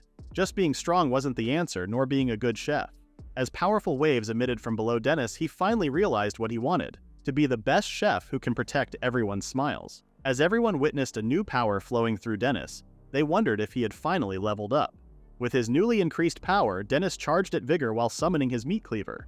Dennis jumped high and landed an attack. Although Dennis's attack was blocked, it was still very powerful. With Dennis's swing, he was able to use a skill that could only be unlocked after reaching level 100, the Forced Customer Removal attack. Dennis's attack broke Vigor's stance. When Vigor tried to get back on his feet, he was surprised to find he couldn't move. After having his body slammed to the ground, Vigor was puzzled about what was happening.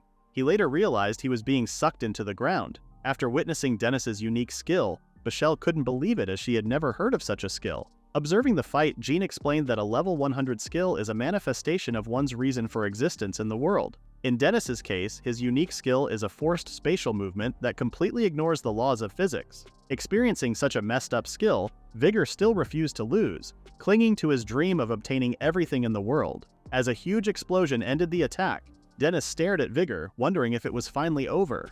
With no more strength, Dennis ended up falling over. Fortunately for him, his friends were able to catch him. Exhausted from the fight, Dennis wished to eat fried rice, which everyone then suggested they have a fried rice party. Seeing Atori smiling, Dennis reciprocated, and the two then bumped their fists. After the showdown between two high-level adventurers, Joseph and all of his officials were detained by the government after the magic researchers published his evil deeds. As for Stevens, the former head butler of the Workstat household, he has been put on trial along with the members of the Misty Knight who were involved. Atori, who was supposed to succeed the Workstat household, declined the position, which left Judge Testovich and the magic researchers discussing the management of the Workstat house. Vivia learned that the researchers were trying to find a way to regenerate the burned books. After witnessing their passion, he was sure that the researchers could pull it off. Sharing that they managed to rebuild the restaurant, Vivia planned to visit right now since it was the grand opening. Since the date overlapped with the day of departure for Henrietta and Michelle, Vivia was glad that they were able to rebuild the restaurant on time.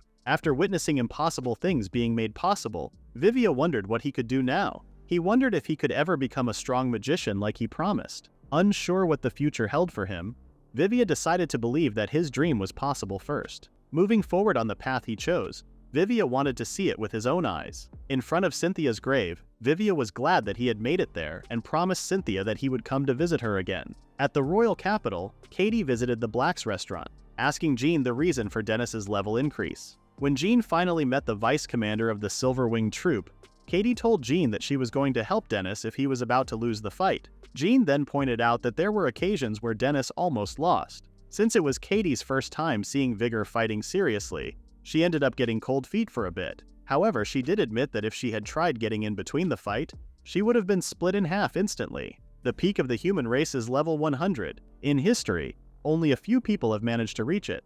Thus, necessary conditions must be fulfilled first, but such conditions are still unknown. Recognizing the large gap in levels, Katie asked Jean how Dennis was able to pass through it.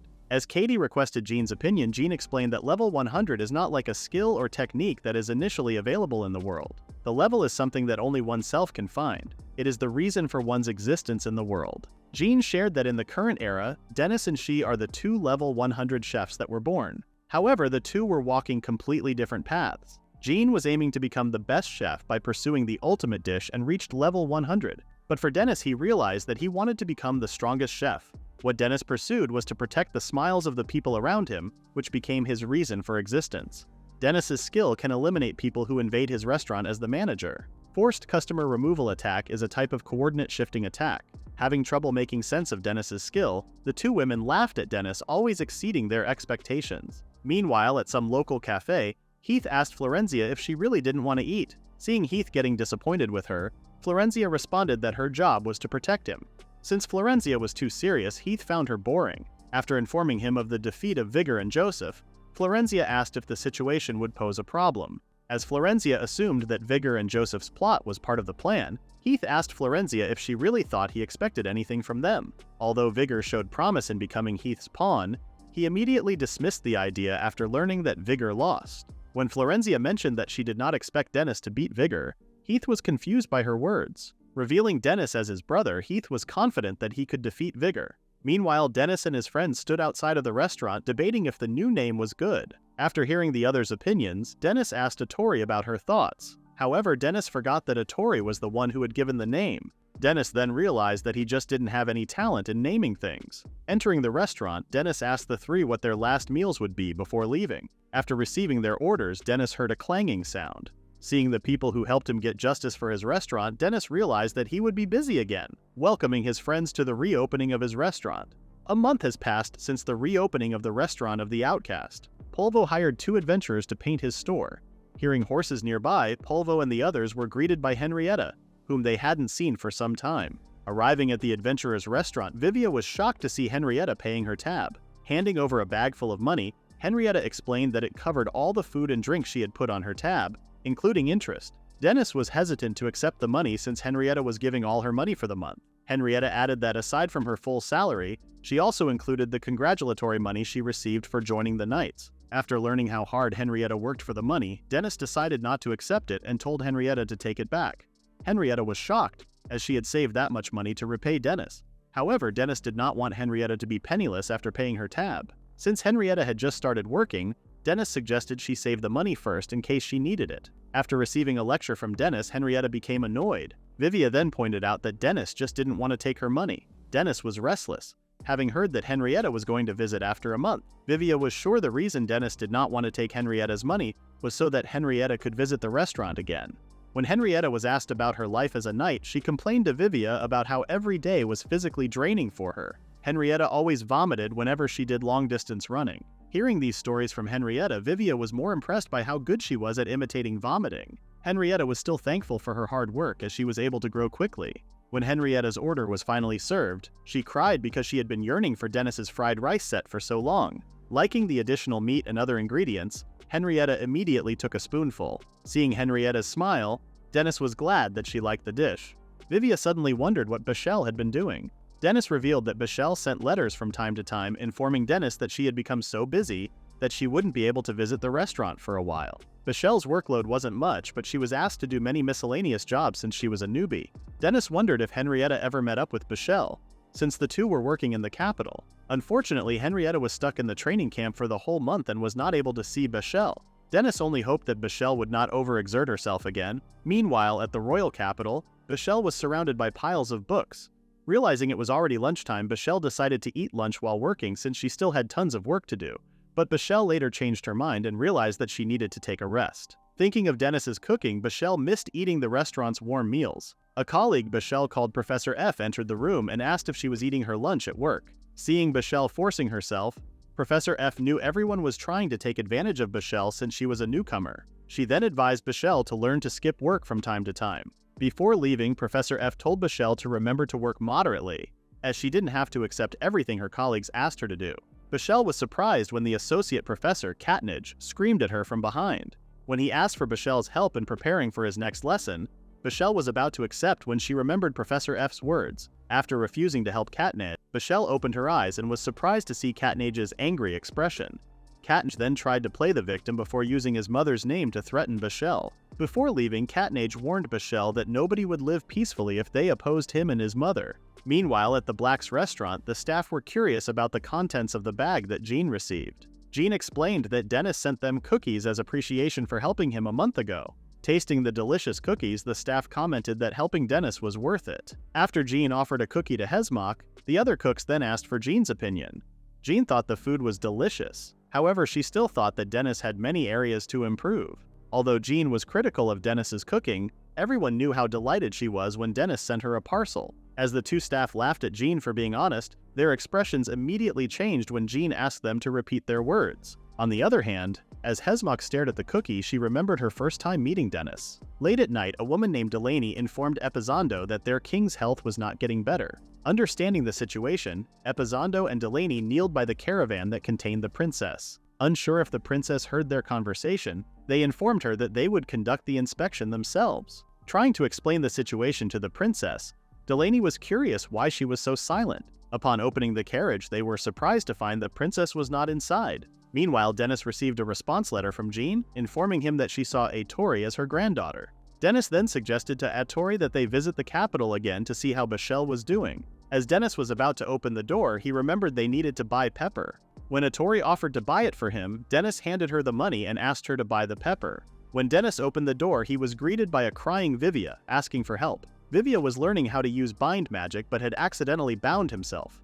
After freeing himself, Vivia wondered where he went wrong with the spell. Curious if Vivia was trying to learn new techniques, Dennis learned that Vivia was mastering a palm technique to catch an opponent by strengthening the magic power's layer. Seeing Vivia's dedication, Dennis advised him not to strain himself. As Dennis was about to make breakfast for Vivia before he headed out, he was surprised to see someone staring at him at the door. After calling the girl out, they had a small conversation where the young girl wished to try the restaurant's food, but Dennis hadn't opened the restaurant yet. The young girl then tried to drag Vivia into their conversation.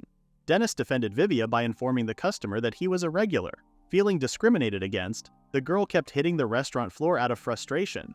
Realizing the girl was serious about eating at the restaurant, Dennis had a change of heart and allowed her to eat. Overjoyed, the girl then asked to take it out. Dennis was puzzled by her request, as he had no idea what to bring out. He explained she first had to order. After Vivia gave her the menu, the girl was confused by the meal names. Not wanting to get more confused, she asked to be served a katsudon. Meanwhile, Dennis and Vivia assumed the girl was a princess based on her actions. They wondered what an inexperienced princess was doing in an adventurer's restaurant. After being served the katsudon set, the girl was shocked by its messy appearance. Dennis explained that a katsudon meal usually looks like that and offered to cook the boiled egg a little more. Seeing the katsudon, the girl was sure even Epizando would not eat it. Seeing her force herself to eat, Dennis suggested she didn't need to. Feeling ridiculed, the girl insisted she always ate what was served to her. Noticing the 2 sticks beside the food, she asked what they were. Vivia explained what chopsticks were. After understanding, the girl tried using them but couldn't manage. Crying out of frustration, Dennis pitied her and offered a spoon and fork instead. However, the girl stubbornly wanted to learn to use chopsticks. In the end, she accepted the spoon and fork, feeling depressed. Nervous about trying a new dish, she slowly ate the food. With her first bite, her eyes shined. Finding the katsudon delicious, she praised the food in her own way, but Dennis thought she should apologize to the food. After a detailed explanation of the meal, Dennis and Vivia wondered if she was some kind of food critic. Pleased with the meal, the girl was confused when Dennis informed her about the bill. Curious if she needed to pay, Dennis realized she had no money. He suggested she call her guardian. Promising to pay Dennis back, the girl asked if he could let her go for today. Dennis insisted she call her guardian. Even after informing Dennis that her father was ill and her mother deceased, he still wanted her to pay. Left with no choice but to pawn her mother's keepsake, the atmosphere became heavy. The girl then presented the option of suicide if Dennis wouldn't take the necklace. As Dennis and Vivia tried to stop her, she eventually put the chopstick down, unable to bear the thought of dying. As the girl cried for Delaney and Epizando, Vivia pitied her and told Dennis he would pay for her meal. After Dennis forgave her, she thanked him for the meal and promised to return the favor. The two were left clueless as to what had happened after she left. Meanwhile, Atori was following a stray cat into an alley. Observing Atori from a distance are the members of Misty Knight that are planning to make her pay for making a fool of them. Trapping Atori in an alley, the members of the Misty Knight asked her if she still remembered them. However, Atori had no clue who they were. After the incident in the royal capital, all major members of the Misty Knight were arrested, while the members who were lucky enough to avoid charges were expelled from the Adventurers Guild and left adrift in the streets. Upon hearing a rumor that Atori was the leader of the magicians from the Workstadt family household, the members of the Misty Knight planned to take Atori's fortune. They were speechless when Atori told them that she didn't inherit anything. The three thought that Atori was lying to them. In reality, Atori refused to take over her family household, leaving Sestavish and various others struggling to settle the inheritance issue. Disappointed that their plan had failed from the beginning, some suggested that they kidnap Atori. However, knowing Dennis as Atori's guardian, the three were sure they would die if they tried. Not wanting to do anything rash, one of the three insisted on bringing Atori with them. The situation was suddenly interrupted by a woman who sensed a bad vibe coming from the three. Seeing that the members of the Misty Knight were trying to exploit an innocent citizen, the girl couldn't overlook it. She promised to forgive them if they left and let go of Atori. The members of the Misty Knight were relieved upon seeing that it was just a kid. Seeing how nicely the girl was dressed, they guessed that she was an aristocrat. Laughing, the three warned the girl to leave before she got hurt. The young girl did not budge as she could not bear to see a city with delicious food being overrun by miserable scoundrels. Annoyed by the girl's presence, one of the three tried grabbing her but ended up being overthrown instead. As the other two froze at what they had witnessed, the girl told them not to underestimate her for being young. Unable to complete her sentence, the girl was mocked not just by the members of the Misty Knight but also by Atori. The rest of the Misty Knight charged toward the girl but met the same fate, with all three being subdued. After praising herself, the girl momentarily let her guard down. As one of the men was about to stab the girl with his knife, he stopped as he noticed something from above. After the woman with glasses saw the situation, she cut herself and then manifested some type of weapon, preventing harm to the young girl. The member of the Misty Knight was surprised to see a large blade made of blood. After stepping on the man's face, it was revealed that the woman in glasses was Delaney. Grabbing the man's robe, Delaney was furious with him for pointing his knife at the young girl. The girl then tried to calm Delaney down, as she was now showing her bad habit once again. As Epizando arrived along with the other knights, he asked Delaney if the princess was safe. After securing the princess, the members of the Misty Knight asked who they were. The young girl revealed that she was Esther Kingland, the daughter of the king and first in line to the throne. Atori, Esther, and her guards returned to the adventurer's restaurant. As Vivia and Dennis were still shocked after seeing Esther again, they learned how Esther helped Atori deal with the Misty Knight. After excusing herself, Esther then bragged about what she had done to Delaney and Epizondo. However, she received a scolding from the two. Princess Esther forgot that she had slipped away from the carriage. To ensure a smooth succession to the throne, Esther was on her way to Minister Isabella's territory before running away. Esther explained how it was her first time going outside and she didn't want to be stuck inside a small carriage continuously. Delaney understood Esther's plea, but since she left them with no choice, they decided to chain her at all times until they returned to the capital. As Delaney's hidden desire toward Esther was showing, Esther begged for Epizondo's help. However, seeing how Esther behaved, Epizondo eventually agreed to have her chained. Meanwhile, Dennis noticed something in Atori's hands, and upon learning that it was a cat, he asked her to return it. Not wanting to be chained down, Esther was left with no choice. After approaching Dennis, she told her guards that her true aim was the owner of the restaurant, Dennis. When asked by Epizondo what she meant, Esther explained how she got hold of information that a unique chef was in town and decided to visit to confirm the truth with her own eyes. As Epizondo could clearly see the lies that Esther made up, it was a different case with Delaney, who believed that Esther had finally matured. Esther mentioned how Dennis was a legendary Katsudan culinarian, and if they brought him along, their visit to Minister Isabella's territory would end in great success. She promised that with Dennis around her, her succession to the throne would be as good as settled. Surprised at what Esther announced, Vivia asked Dennis if he was really going with the princess. Dennis immediately clarified that he wouldn't be going. Not wanting Dennis to refuse, Esther told Dennis that moving forward, he would be her private chef. Headed towards Minister Isabella's territory, Dennis and Atori ended up being brought by Esther. Calling for Esther's attention, Delaney briefed her about Isabella, who was in charge of managing the food supply for the entire kingdom, promoting agriculture and supplying food to the army. Isabella came from a minor noble family and held a low rank as a minister, yet she wielded more authority than her rank suggested. This was because food, an essential factor that affects the power of a country, was under her control. Isabella also had a say in the succession of the throne, which Delaney advised Esther not to offer their host. Dennis was puzzled as to why the princess was leaving her territory, assuming that a minister should be living in the capital. Seeing Dennis speaking informally with the princess, Epizondo asked Delaney to hold her anger and overlook what Dennis had done. Epizondo revealed that Minister Isabella had returned to her territory to research some ingredients. Minister Isabella is a brilliant chef who single-handedly solved the kingdom's food problems, but she is also known for being crafty. As Epizondo asked Esther to be cautious with the minister in the future, Esther told Epizondo that he worried too much. She reassured them that with Dennis by her side, she was not afraid of Minister Isabella. Upon arriving at the estate, Esther and everyone were greeted by Minister Isabella herself. Delaney started showing her menacing aura again after seeing the minister doting on Esther and getting too close to her. Minister Isabella was previously known for being cold toward everyone and was not the type to fawn over anyone. Her behavior made Epizondo vigilant, wondering what her plans were. As the minister noticed Dennis, she asked who he was. Esther then enthusiastically introduced Dennis as a genius chef. After announcing that Dennis would make food for them, Dennis was surprised when he saw the minister coldly staring at him. Wondering what kind of food Dennis would be making for them, Minister Isabella asked her staff, Oliver, to lead Dennis to their second kitchen.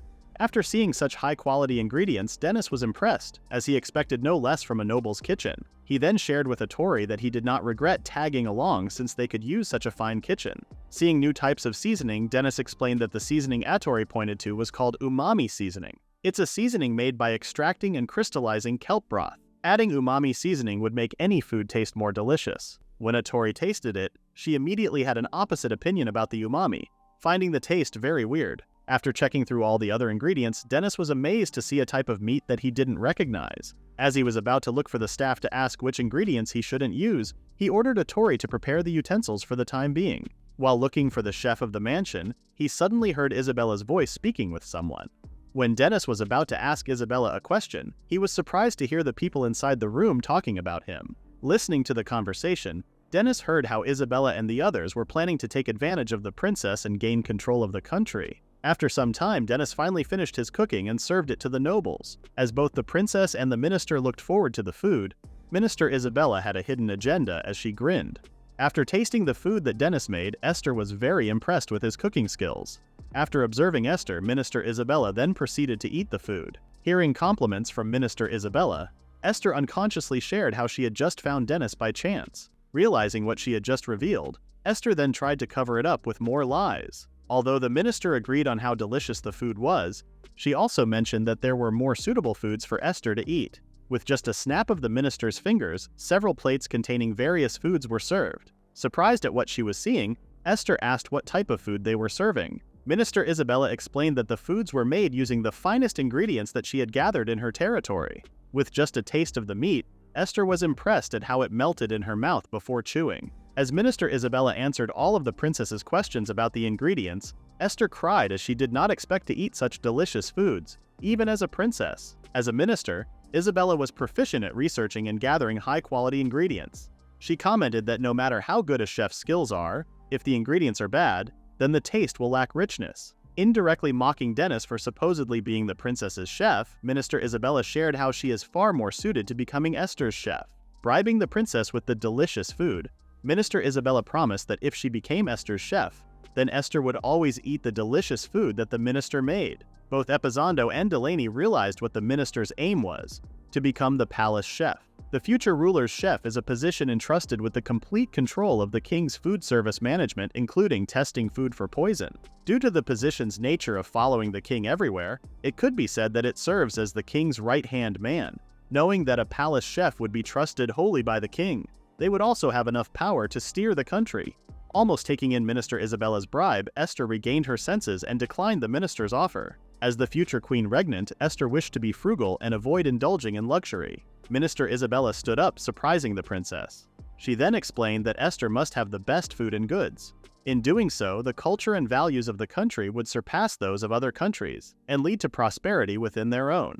Dennis was getting more annoyed when the minister mocked his food, mentioning that the food Dennis made would make their citizens miserable. After apologizing for overstepping her boundaries, Minister Isabella pointed out that the meals she made were best for their country's sake. As Dennis was about to leave, Esther was worried that Dennis's feelings were hurt. However, the minister asked Esther to leave Dennis be, commenting that bad-tempered people aren't suitable to become chefs. Seeing the minister giving the princess more food, Delaney's veins began showing as she held off her anger. As the minister tried to sway Esther to her side, her true plans of taking control of the country from the shadows were slowly revealed. As the minister insisted that Esther have all the food, Esther finally took the courage to respond. Not wanting to hog all the delicious food to herself, Esther asked if it was possible to give the meat to their citizens as well. Wanting to share the same food she eats with everyone, Esther asked the minister if she had any good ideas on how to make her wish possible. Curious if the princess really listened to her, Minister Isabella informed Esther that they wouldn't have enough budget to distribute their high-class meat. Adamant in persuading the princess, Minister Isabella pointed out that if they distribute the meat once, they will have to keep on distributing it for a long time. Coaxing the princess to keep the meat all to herself to ensure the prosperity of the country, they were suddenly interrupted by Dennis. When the minister asked Dennis why he had returned, Dennis, mad at the minister for mocking his peasant food, proclaimed as the peasant's representative that he planned to show the princess what real delicious food tastes like. After Dennis's brief introduction as the representative of the peasants, he proceeded to present Esther with a bowl of rice topped with an egg. Esther, confused about the dish, listened as Dennis introduced it as common peasant food, raw egg on rice. Minister Isabella lashed out at Dennis for serving the princess such a simple dish, accusing him of disrespecting her. However, as Dennis boldly presented the meal to the princess, Minister Isabella accused him of disrespecting her. But when the princess showed interest in the food, Minister Isabella could only stare at them unpleasantly.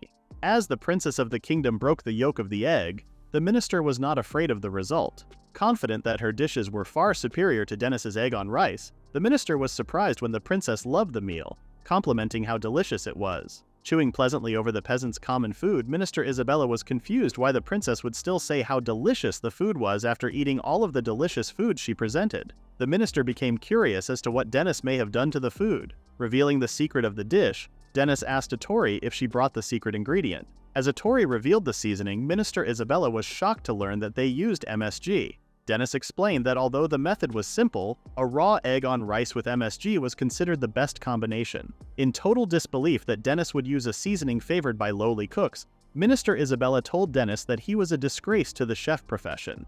Dennis did not back down, telling the minister that he didn't want to hear anything from someone who would only use luxurious ingredients. After finishing the meal, Esther was full of praise. Dennis explained that it was natural for food made with good ingredients and time and effort to result in something delicious. However, Dennis, who represented the peasants, expressed how they had been eating what they could make with what they had, which included seasonings to compensate for the lack of flavor. Approaching Minister Isabella, Dennis told her that if she really cared about the princess, it would be best for her to learn about the food of the poor people. As the minister persuaded the princess not to listen to the nonsense that Dennis was talking about, Esther suddenly had a bright idea. After learning of the secret ingredient that makes any food delicious, she decided that when she became the ruler, she would distribute the seasoning to every household in the kingdom. Praising herself for thinking that she had solved the problem of food inequality, Esther didn't realize how shocked everyone was, thinking that her idea was stupid. Both Dennis and the minister then tried to change Esther's mind, explaining that not all residents like the flavor of MSG, and that pursuing the idea might cause a national crisis. However, Esther was no longer listening to the two, as she decided to go through with her plan once she took over as the ruler. Although the result was not what Elizondo expected, he was still somewhat relieved that everything worked out. As the princess conversed with the minister before leaving her estate, Delaney told Dennis that the minister had abandoned her plans thanks to him. Delaney thought that the princess had brought Dennis with her just for fun, but after seeing the result, she admitted that she had underestimated Dennis. As Delaney thanked Dennis for keeping the princess away from danger, Dennis responded that he didn't mind, as he was annoyed as well. Praising Dennis's cooking skills, Elizondo asked Dennis where he had learned to cook. After revealing that he had been taught by the head chef Jean, both Delaney and Elizondo were caught off guard. The two then asked Dennis if he was the son of the living legend of the culinary world. Hearing the ruckus behind her, Esther became curious about what was going on. Not wanting to know more about the details, Esther just cared that Dennis had an outstanding talent. After hearing the name Jean, Minister Isabella suddenly remembered her past as if it were just yesterday. The chef with overwhelming talent who had stood in her way when the minister was still young. The chef whom the minister could never overcome. The woman whom the minister would never forget, portraying Jean as her arch-enemy. Minister Isabella glared at Dennis as if she were looking at Jean. Meanwhile, Hesmuk, who had just arrived in the city, visited Dennis's restaurant. The next day, after visiting Isabella's mansion, the princess once again visited Dennis at his restaurant. Dennis asked Esther to do something about the situation since she brought too many bodyguards, making regular customers reluctant to enter. Esther told Dennis that his customers should come inside without worry, but no one could eat peacefully with the stuffy atmosphere created by Esther and her bodyguards. Esther changed the topic and asked Dennis if he had decided to become the palace chef. Dennis told the princess again that he was not interested. Seeing how stubborn Dennis was, Esther tried persuading him by offering more chances to see her cute face. Unfortunately for Esther, Dennis still refused her offer. Shocked, Esther then resorted to making Dennis feel guilty for not repaying the debt of personally dropping him off at his diner. Dennis angrily told Esther that he was just forced to go along with her in the first place. Ashamed of the princess's actions, Elizondo apologized to Dennis on Esther's behalf, promising that the princess would leave as soon as she calmed down. Feeling pity for Elizondo, Dennis commented on how tough he had it. The princess asked Dennis to stop insinuating that she was a pain in the neck. But when Elizondo suddenly agreed with Dennis, Esther was shocked by Elizondo's words, adding to the conversation that being a pain in the neck could also be considered one of Esther's good traits. Delaney made Esther unsure whether to thank her for the comment. A few hours later, Vivia asked the exhausted Dennis how the visit had gone. Dennis thought of confronting the minister with his forced expulsion but managed to hold back. Vivia pleaded with Dennis not to use his unique skill on mundane things. Although things had finally calmed down, Dennis was still not relieved since Esther had decided to stay nearby for a while, causing him more pain. Hearing the door open, Dennis was about to welcome another customer but was surprised when he saw Hesmuk.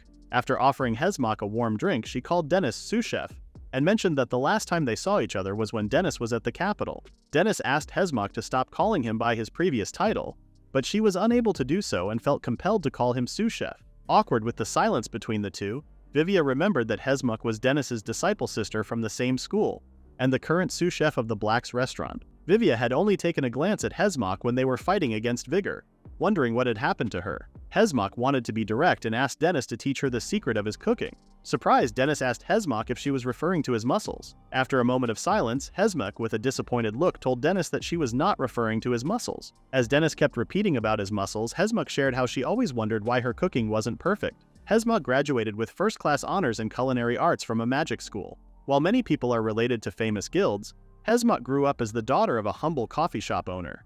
After making painstaking efforts, Hesmuk believed that her cooking technique was better than Dennis's, except when it came to making fried rice. Knowing that she was superior in cooking, Hesmok was still puzzled as Dennis's cooking always made everyone smile. Meanwhile, the people that Hesmok served would only say that the food was delicious. As Hesmok was confused about what Dennis had that she didn't, Dennis asked her if she wasn't just overthinking. Hesmok was sure that she wasn't overthinking as Jean had already reprimanded her about her issue. Dennis was surprised as it was quite rare for Hesmok to be scolded. Hesmok shared that it was when everyone in the diner ate the cookies Dennis sent. Jean criticized Dennis's cookies while the others liked them, commenting that Dennis should learn more from Hesmok.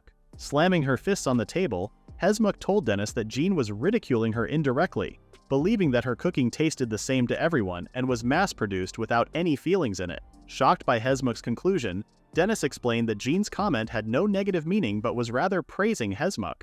However, Hesmok's mind could no longer be persuaded, wanting to make a perfect dish, otherwise her struggles would be meaningless. Pointing at Dennis, Hesmok informed him that she would have him teach her his secret no matter what it takes. After declaring to Dennis that she would learn his secret, Dennis explained that he would still be unable to help her without knowing the problem unless someone tasted her food. For Hesmok's cooking, Dennis asked the people he trusted to be the testers. Shocked, Hesmok asked Dennis why the princess was in the restaurant. Dennis didn't have a clear explanation and just told Hesmok that Esther happened to be there.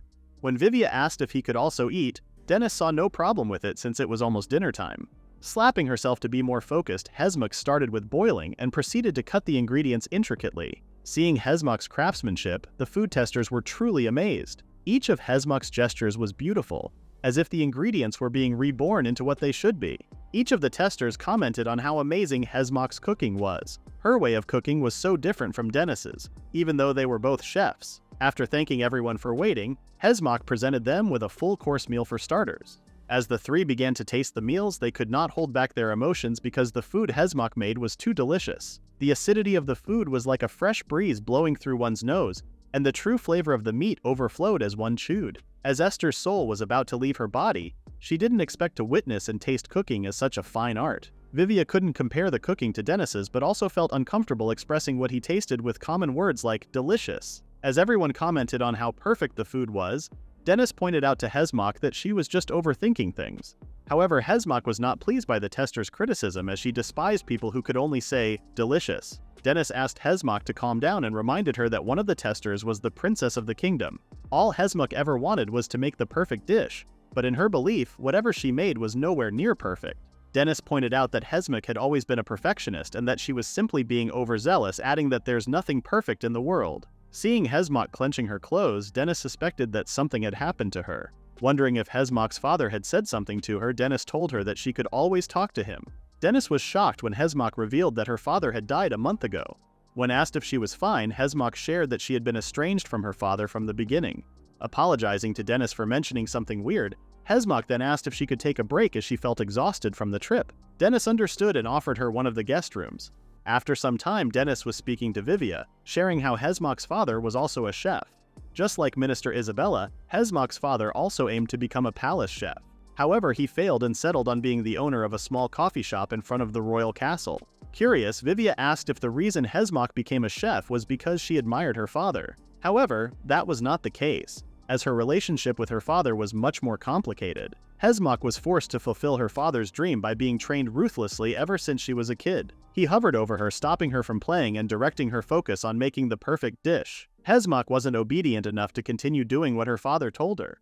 She later joined a chef's guild department as if she was trying to run away from her father. Hesmok never returned to her father's side and became Chef Jean's apprentice, which was also when she became Dennis's disciple sister. Desperate to become a perfectionist because of her past, Dennis admitted that Hesmok was very talented in cooking, but she always thought she lacked something. Vivia wondered if there was anything he could do for her.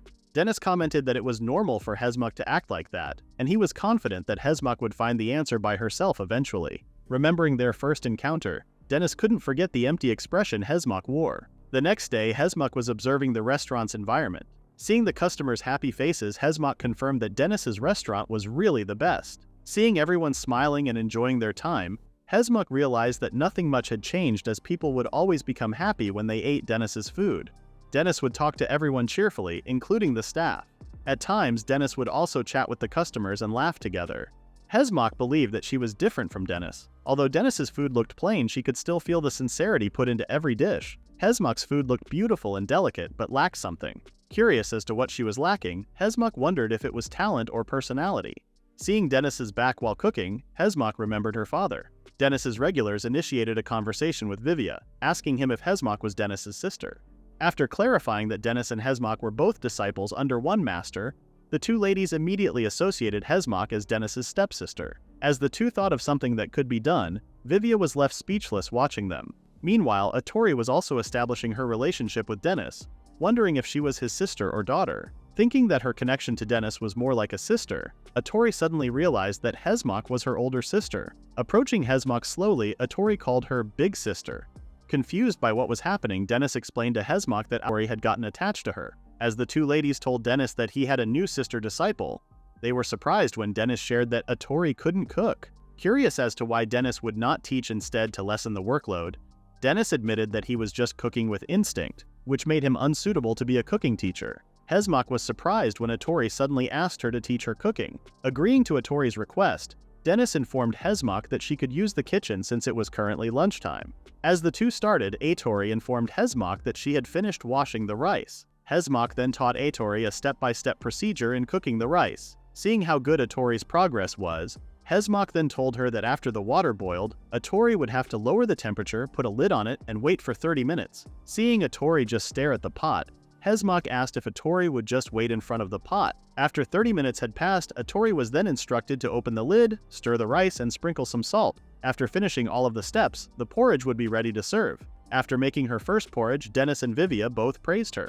When Atori asked for Dennis to be the first one to taste the porridge, Dennis happily accepted and ate a spoonful. Dennis was amazed at how delicious the porridge was. Hearing Dennis's reaction, the others immediately hogged the food, wanting to also taste Atori's porridge. Wanting to cook porridge one more time, Hesmok told Atori that she could try doing it by herself. Seeing Hesmok staring at Atori, Dennis expressed that he felt like Hesmok had fixated on pronouncing delicious food and had lost sight of something important. Curious as to what the important thing was, Dennis asked Hesmok if she wanted a hint. Accepting Dennis's hint, Hesmok was surprised when the hint was Atori, who wanted to become her student. As Hesmok became confused, she asked Dennis what he meant. Dennis advised Hesmok to take it easy and cook without feeling pressured. It would then be up to her to figure out the rest. Their conversation was suddenly interrupted as the mailman entered the restaurant, informing Dennis that he had mail. After telling Hesmok that she would have to figure things out on her own, Dennis was surprised when the letter he received came from Bashel. While the others were eager to hear what Bashel wrote to Dennis, they asked for Dennis to hurriedly open the letter and read the contents. After opening the letter, Dennis was shocked after reading the content. Seeing Dennis's reaction after reading the letter, everyone in the diner immediately became worried. Upon learning that Bashel was working at a company with terrible working conditions again, everyone was disappointed and couldn't believe that Bashel had returned to her previous problem. Since the letter was written for everyone to read, Dennis suggested that the others read it instead. After reading the letter themselves, Bashel's friends began to worry because she had previously tried to take her own life due to the same problem. Bashel is the type who would put up with everything and accumulate stress. Vivia then pointed out that Bashel had been cornered to the point of sending the letter to consult with them, insinuating that Bashel might once again try to take her life. Vivia immediately apologized after Dennis told her to stop jinxing the situation. Everyone wondered what they could do since Bashel was in the capital and they couldn't stop her this time around. As everyone discussed possible situations that might happen to Bashel, Dennis saw Atori's worried expression and remembered that she was the most concerned about Bashel.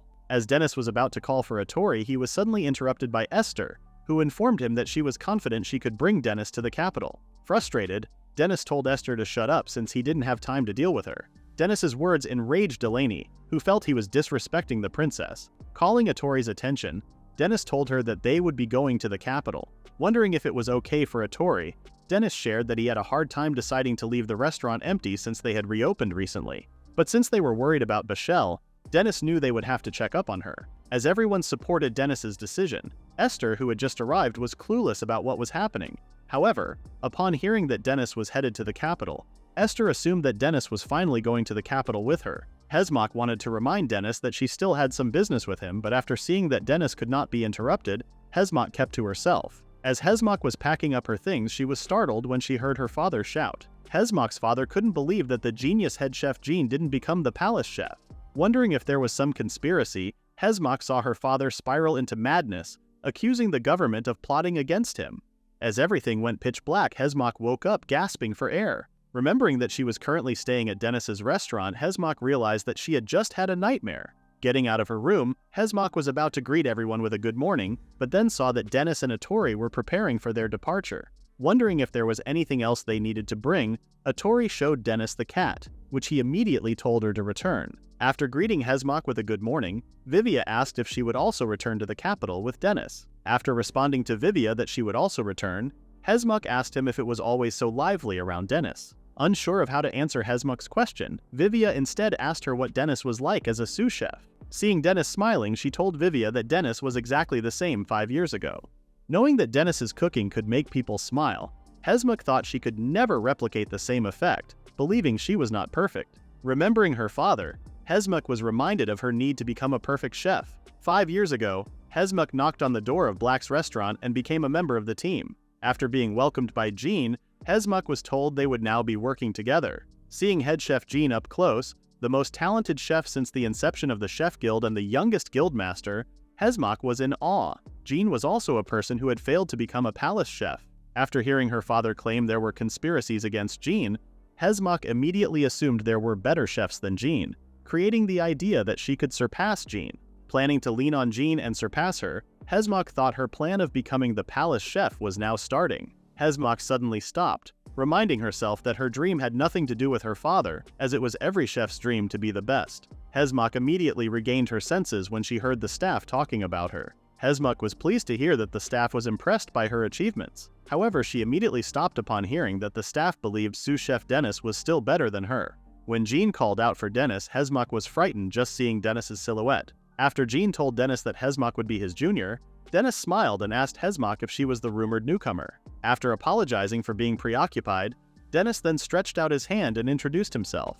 Hesmok was hesitant to shake Dennis's hand since there was cabbage residue sticking out, but she eventually shook Dennis's hand. Dennis was known to be fearless in Black's restaurant, as he would talk to the customers without knowing their backgrounds. Dennis was suddenly pulled from behind and told that the customer he was speaking to was a big shot and needed to be treated with respect. However, Dennis just continued speaking to the customer without fear of repercussions. The others were very impressed by Dennis's bravery as they could not compare Dennis to Hesmok, who was more well-mannered. Hearing the others talk about her, Hesmok thought Dennis was someone who was carefree and only thought of pleasing the customers and his fellow employees. Knowing that she was better than Dennis, Hesmok was confused as to why nobody understood that fact.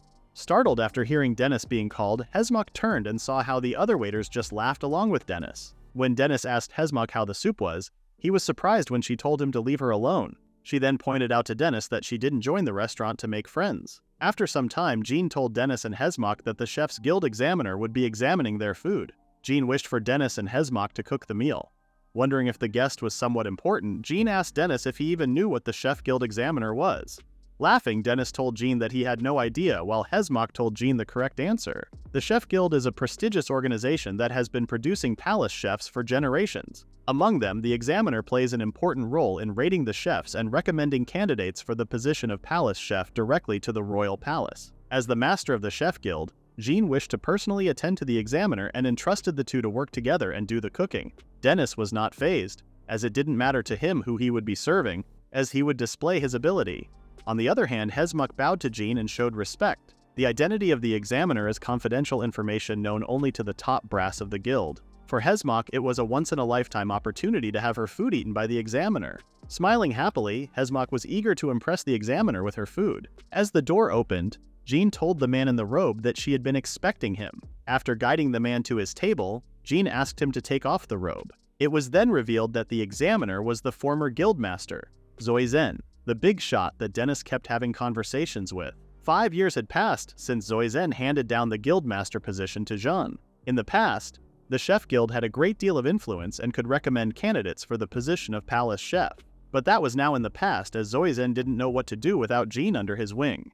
Grabbing Jean's wrist, Zoizen told her that she was supposed to be the palace chef. It was also the reason why Zoizen stepped down from his former position and became an examiner. However, Jean didn't intend to become the palace chef. The title of palace chef is a position that involves the roots of the country. The responsibility of being the palace chef was great, which is why Zoizen knew that Jean should have been the one to hold the title, whether she wanted it or not. With Jean's talent and personality, Zoizen truly believed she was the best fit for the position. However, Zoizen couldn't believe that the position of palace chef had been handed to a greenhorn. Meanwhile, Dennis was now ready to prepare his meal. Noticing something beside him, Dennis was surprised to see Hesmok with a box containing a puffer slime. The puffer slime is a jelly-like creature from the dungeon that has a special body structure that assimilates with its surroundings. Because of its nature, it harmonizes with the surrounding taste components, resulting in unique flavors. The puffer slime can also be used in soups and desserts and is considered an ultra-premium ingredient. Hesmok paid 10 gold coins to Vigor to hunt the creature for her. When Dennis assumed that it was illegal, Hesmok explained that it was not, but one must be certified first to cook the puffer slime since it is a dangerous ingredient. Hesmok also shared that she had already obtained the certification to cook the puffer slime when she was still a freshman in the Chef Guild, proving that her status as a top graduate was well-deserved. Hesmok pointed her sharp knife at the puffer slime. Speed is crucial when cooking a puffer slime. Hesmok needed to freeze it first and put it into a state of suspended animation before removing its acid-producing organ. No average chef can cook the puffer slime. However, Hesmok was different, as she had learned and trained to cook such dangerous ingredients. After opening the slime, Hesmok grabbed the organ and placed it inside a crate. When Dennis learned that the food was difficult to cook, he offered to help Hesmok. However, she responded with hostility, telling him that she wouldn't accept any help from him. Dennis became confused when Hesmok said that she didn't want Dennis stealing her credit. He tried explaining to Hesmok that they were not competing with each other, but Hesmok was only disgusted by Dennis's naivety. Knowing that Dennis was Jean's adopted son, Hesmok boasted about how she was also raised by a gifted genius. Claiming herself different from those who hadn't experienced hardships, Hesmok planned to show the examiner that she was better than Dennis and proclaim herself the next palace chef. All of a sudden, the puffer slime went out of control.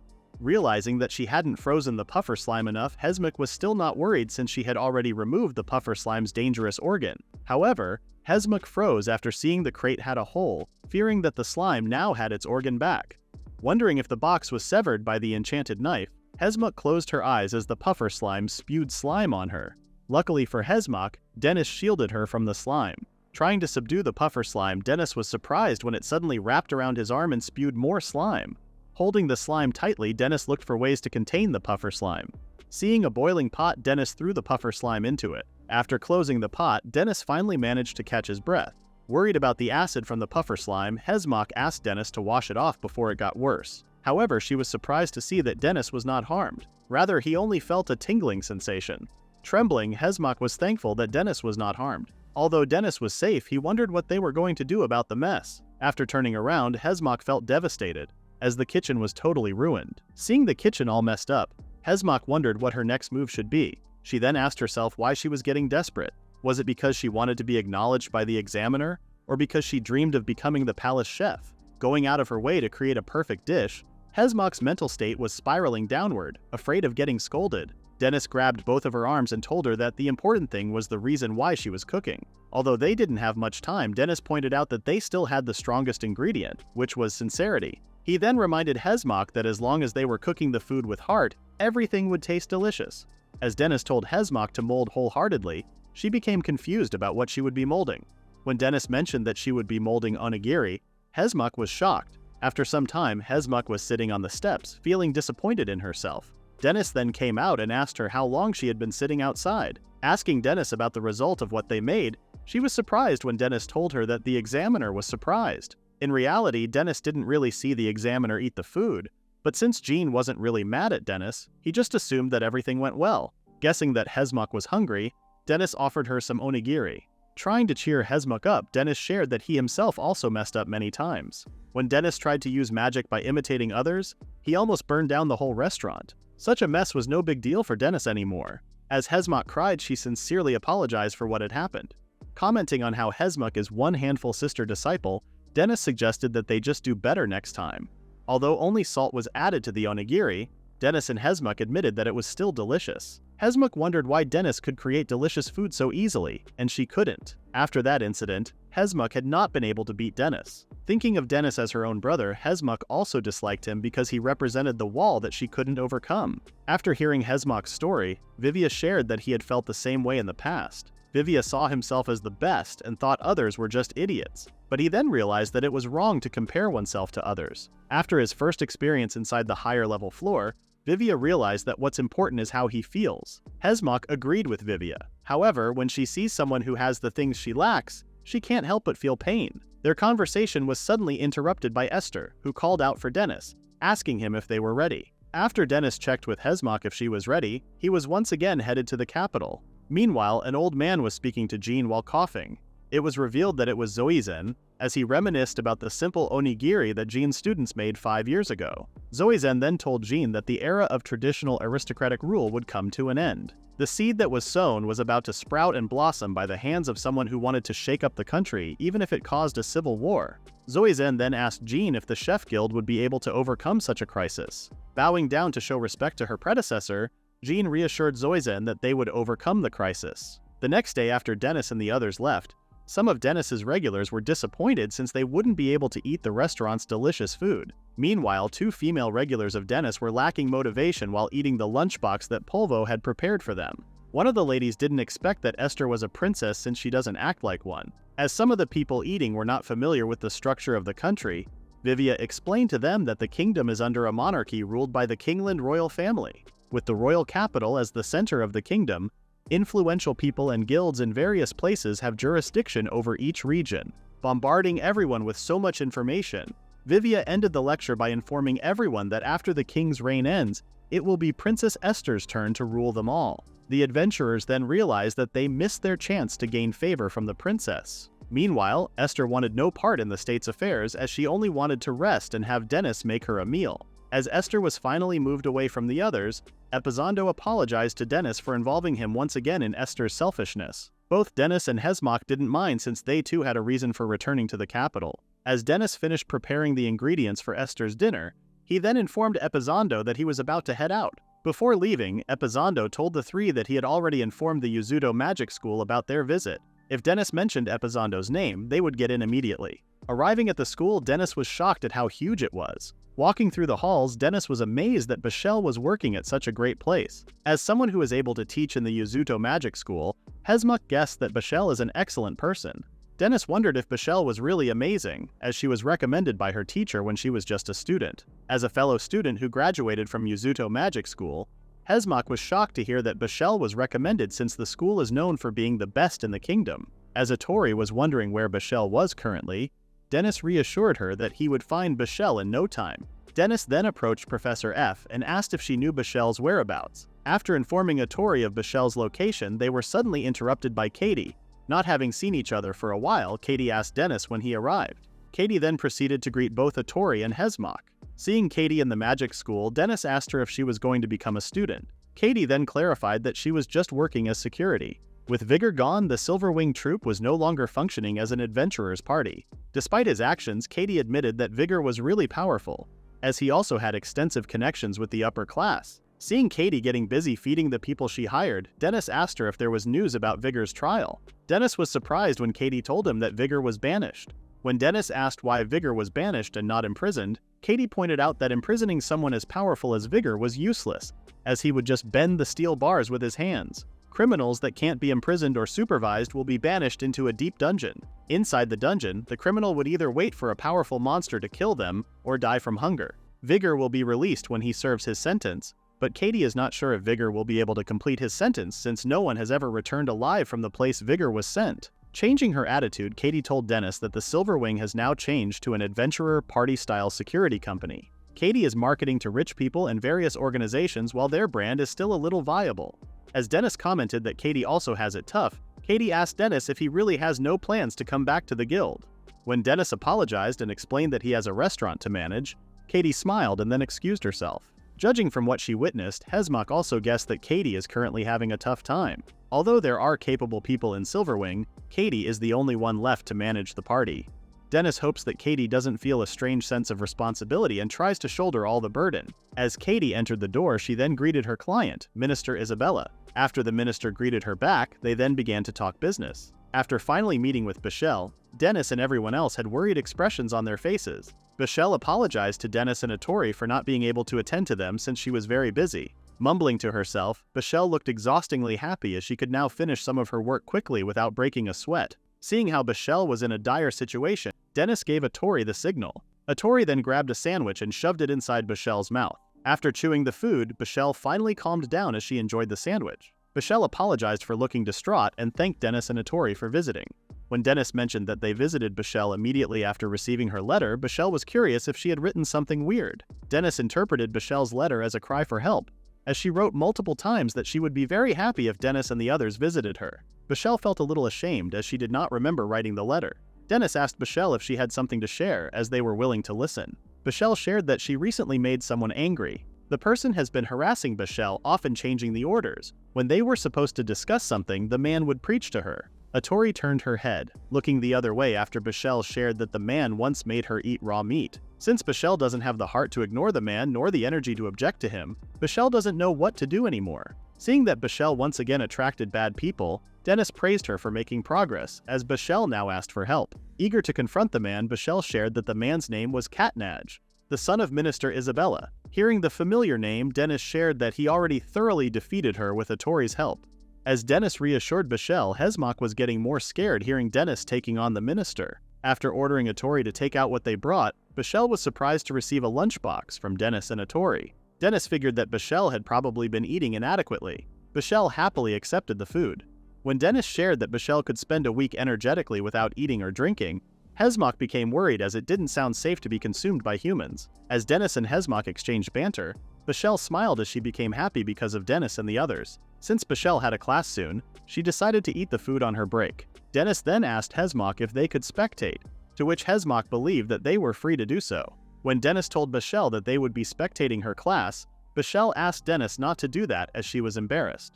After Bashel left her study, Dennis then decided to start his infiltration. Hesmok didn't expect that Dennis was really serious about his plans.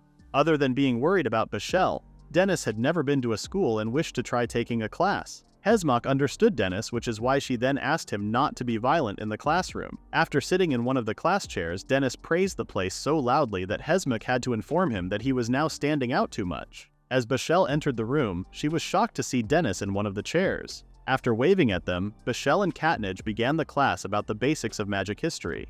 In the primordial age, the first king of the kingdom, Jungfrey, discovered skills in the world. Hundreds of years later, King Yuzoth discovered that some of these skills could be developed into a learnable technology. He then systematized this technology, which he called magic. For that reason, King Yuzoth became known as the father of magic in the modern age. As Katnaj asked if anyone had any questions, a student raised his hand asking if magic and skills were the same thing. Katnaj responded that the two used to be the same thing but now are different. As the class had just begun, Dennis had already dozed off in his chair. Driven into a corner, Katnaj had a hard time answering the student, especially after being told that Professor F had said something different. Bashel was surprised when the student called her name, asking for her thoughts. Seeing that Katnaj still couldn't find the answer, Bashel told the student that both magic and skills were originally the same thing. Technically, magic is a form of skill. However, in the modern age, magic is highly systematized, and education and training methods have been developed. It has long been distinguished from skills that rely heavily on talent. Thus, magic is generally treated as a separate thing. After hearing Bashel's explanation, the student was very pleased and finally understood. As Bashel was thanked for the explanation, Katnaj held on to his anger, feeling that Bashel was showing off. As Hesmok realized it was finally break time, Dennis decided to pick Atori up. Opening the lunchbox that Dennis brought, Bashel couldn't help but smile, eager to eat the food. Seeing Bashel wave at them, Hesmok thought that Bashel was happy about the food. Dennis expected no less since he put his heart into making everything inside the lunchbox. After hearing Dennis, Hesmok wondered what she lacked, admitting to herself that she did not have an upright personality. As Bashel was about to eat, her food was suddenly slapped away by Katnaj. With everyone as witnesses, Katnaj pretended to apologize and told Bashel it was her punishment for butting in. Looking down on Bashel, Katnaj told her to know her place. Listening to Katnaj, the student even thought to himself that he should have prepared things himself. Trembling, Bashel asked Katnaj to apologize, as the lunchbox was made by Dennis and the others for her. However, Katnaj continued to mock Bashel. But after Katnaj trampled the food, Bashel reached her breaking point and shouted at Katnaj, demanding an apology. Bashel could handle all the insults from Katnaj, but she could never forgive him for trampling the food. Katnaj told Bashel to calm down, saying it was just a lunchbox and no big deal. Thinking of all the memories she had with her friends, Bashel became enraged that Katnaj called it just a lunchbox. Pointing her wand at Katnaj, the students immediately recognized the stance as a duel challenge. Falling on his butt, Katnaj asked Bashel to think about her actions. The students didn't expect the gentle Bashel to get mad. As the others tried to explain to Bashel the gravity of her actions, she was no longer listening and asked Katnaj to draw his wand. Katnaj asked Bashel if she was sure about her decision.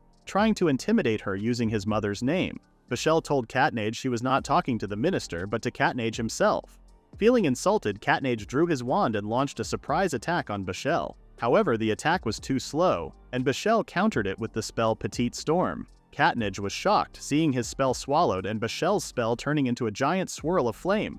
Katnage then noticed Dennis from above. Before he could make a move, it was already too late, as Dennis used the forced customer removal attack on him. Shocked, Bashel asked Dennis why he interfered. Smacking Bashel on the head, Dennis asked her what she was doing, unleashing a dangerous spell. Bashel talked back, telling Dennis he would have done the same if he were in her situation. While Dennis and Bashel were still talking, Katnage regained consciousness and asked Dennis his identity. Dennis introduced himself to everyone, asking if they had a problem. The students immediately recognized Dennis after hearing his name, seeing him as their hero. Although Bashel was wrong for pulling out her wand, Katnage was also not any better. Katnage defended himself, explaining that his self-defense was justified. As Dennis was explaining the situation, he was abruptly stopped by someone who entered the room. The person was none other than Katie, who was surprised to see Dennis. At that time, Dennis had no way of knowing that he would end up being imprisoned. Inside the Security Night Corps headquarters, Dennis was tied up in the interrogation room. A few hours earlier, Dennis had been questioning Katie when she mentioned a security guard. He was surprised to see Minister Isabella behind Katie. Katnage was also surprised to see his own mother. When Isabella asked Katnage about the situation, Katnage informed her that Bashel and Dennis had tried to kill him. Although Dennis tried to clarify, explaining that he was only stopping the fight, Minister Isabella saw an opportunity and praised her son for setting up the situation for her. Seeing it as a perfect chance to accomplish her mission and make up for her mistake, she ordered the guards to capture Dennis and Bashel. As they were being subdued, Dennis tried to explain the situation to the minister, but she insisted on listening only when he was in jail.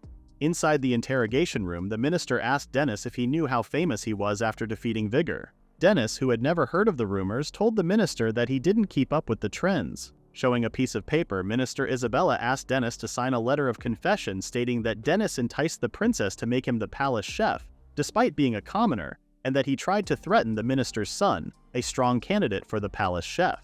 When Dennis asked for a pen, the minister was surprised at how obedient he seemed. However, she was shocked when Dennis responded that he would sign the confession letter after using the pen to stab the minister's eye. Annoyed by Dennis's supposed joke, Minister Isabella used the spell Electric Shock Shutdown on Dennis to teach him a lesson. This spell is an electric shock skill used for slaughtering large livestock. Dennis laughed at the minister, telling her that he wouldn't sign the confession even if he had 10 arms. However, when the minister tried to use Bashel to threaten Dennis, he warned her that he wouldn't let her get away with it if something happened to Bashel. Minister Isabella was unfazed by Dennis's threats.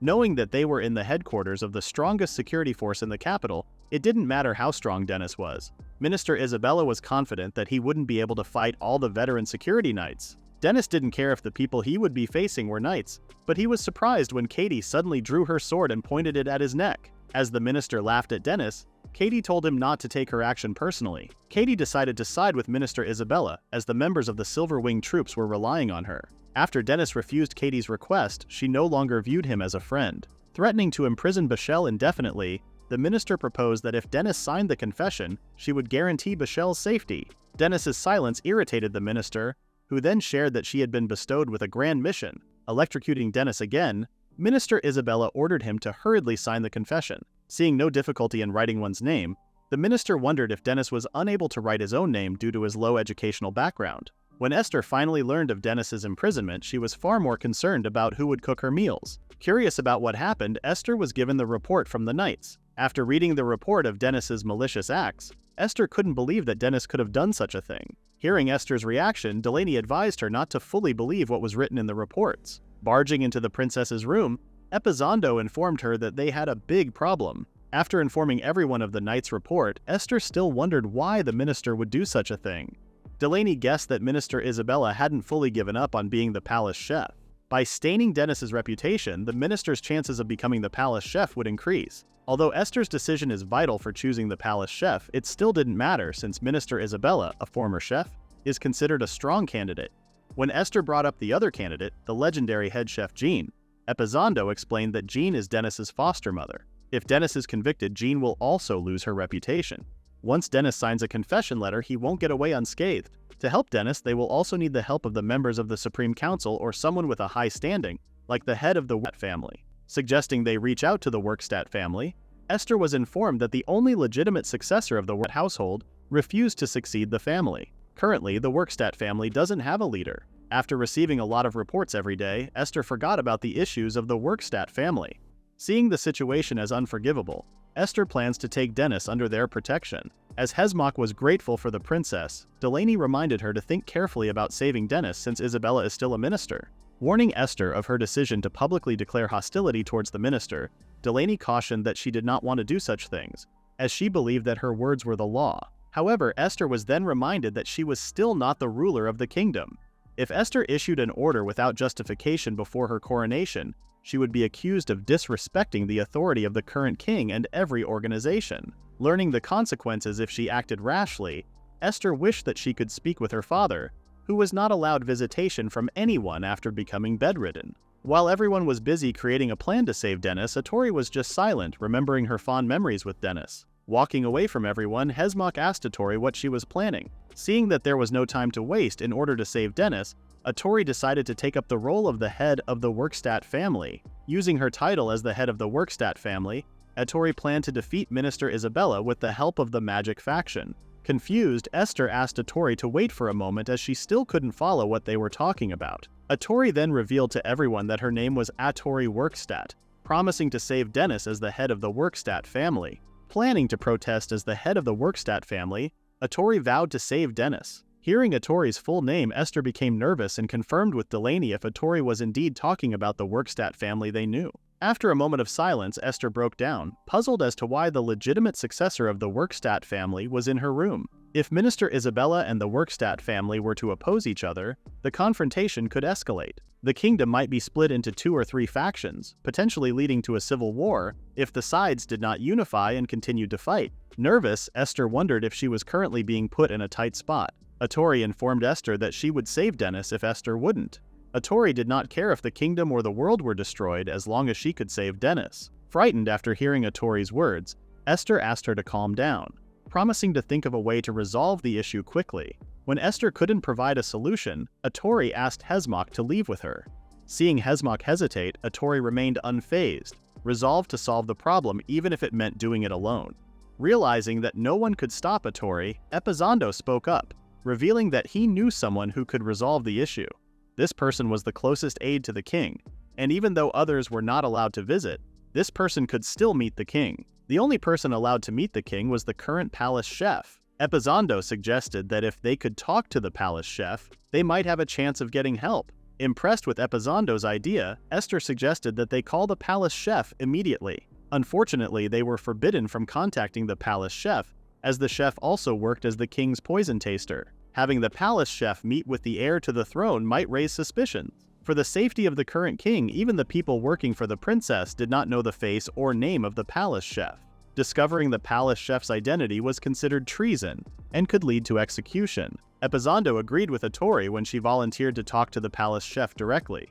Curious about how they would find the chef, Epizando shared that there was a secret passage in the castle. The palace chef used this secret passage to come and go daily. Knowing the place was forbidden, Atori still asked for the location. Looking into Atori's eyes, Hesmach remembered how she had once been like her. Worried about Atori's welfare if the situation turned bad, Hesmach suddenly approached Atori and introduced herself to Esther. Having her own reasons to save Dennis, Hesmach volunteered to go with Atori to find the palace chef.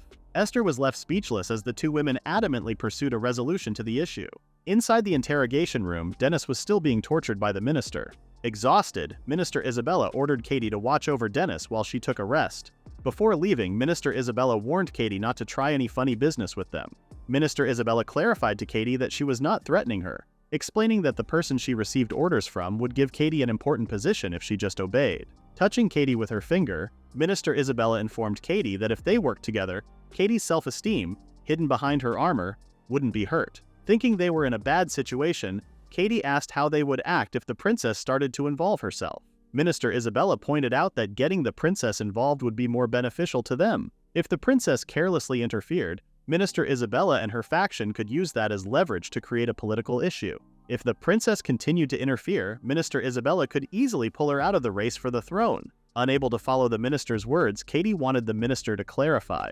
However, the minister told Katie that all she needed to do was follow orders. Minister Isabella called the princess stupid for not listening to her during a visit to her estate. All of a sudden, the whole building started to shake. Hearing the knights trying to stop someone, Katie wondered who in their right mind would break into the Security Night Corps headquarters. As the wall of the interrogation room broke down, it was revealed that the intruder was head chef Jean. Apologizing for the commotion, Jean explained that she had heard the lowest member of the chef guild was imprisoned. She pointed out to the minister that they should have asked for her cooperation since she is the guild master of the chef guild. Katie guessed that Jean most likely had a skill that controlled and transformed the materials of her surroundings, like Dennis. Greeting Minister Isabella once again, Jean recalled that the last time they met was back in culinary magic school. When Minister Isabella asked Jean to leave, Jean pointed out the rule that the guild would conduct the investigation, and the Knights of the Kingdom would have to cooperate. When asked what right she had to use the Knights' prison, Minister Isabella revealed that she was the Knight Captain's substitute, ordered directly by the Knights' captain. After pointing out that she had full authority over the prison, Jean summoned her weapon and told the minister that she would cooperate in the investigation, not as a substitute but as the guild master of the Chef Guild in person. Katie got between the two and asked Jean to leave.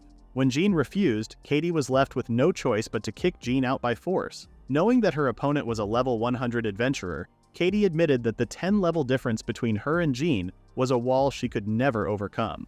However, confident in her combat skills and experience, Katie did not plan to fall behind Jean, who specialized in cooking. Enticed, Jean told the two that she would cook them simultaneously. As the two high-level adventurers drew their weapons, Jean initiated the attack. Closing the gap with one step, she then swung her spear. Knowing the disadvantage in terms of weapon length, Katie dodged Jean's attack and dove forward. Not wanting to lose in terms of speed, Katie targeted Jean's neck. Cutting something, Katie thought it was Jean's neck, but instead it was Jean's hat. Katie was so focused on facing Jean that she didn't realize Jean's true target was Minister Isabella from the beginning. As the spear was about to hit Minister Isabella's face, Dennis suddenly spoke, telling Jean to stop. After making a fuss on her own, Dennis made it clear to Jean that she had no role to play in the situation. Not wanting to see Dennis imprisoned, Jean responded that it was also her fight. Thankful for Jean's help throughout his life, Dennis did not want Jean solving all of his problems. Wanting to solve the problem on his own, Dennis begged his mother to stop. Surprised, Jean's weapon slowly turned to dust. Walking towards Minister Isabella, Jean told her that since her guild member had refused her assistance, she would quietly withdraw. Apologizing to everyone, Jean then left the Knights' headquarters. Laughing hysterically, Minister Isabella found it hilarious when Jean was asked to leave by her own son, after appearing so dashingly. Leaving the Knights' headquarters so pathetically, Minister Isabella was very much satisfied. Thinking back, the minister remembered how Jean would always act like she knew everything. Seeing all the people worship Jean like she was some kind of god, Minister Isabella made Jean the reason for her giving up the path of cooking.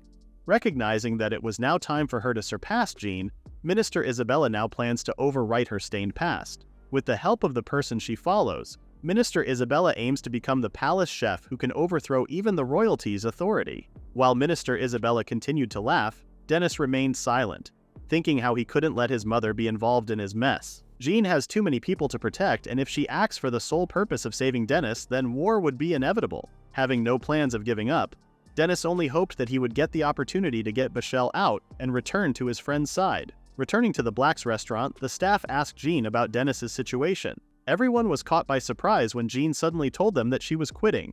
She announced that she would leave the Chef Guild and resign from the Guildmaster position. Meeting Dennis for the first time, Jean acted on a whim and took him home for no reason. With so many poor kids on the streets, Jean knew that saving one kid wouldn't change anything.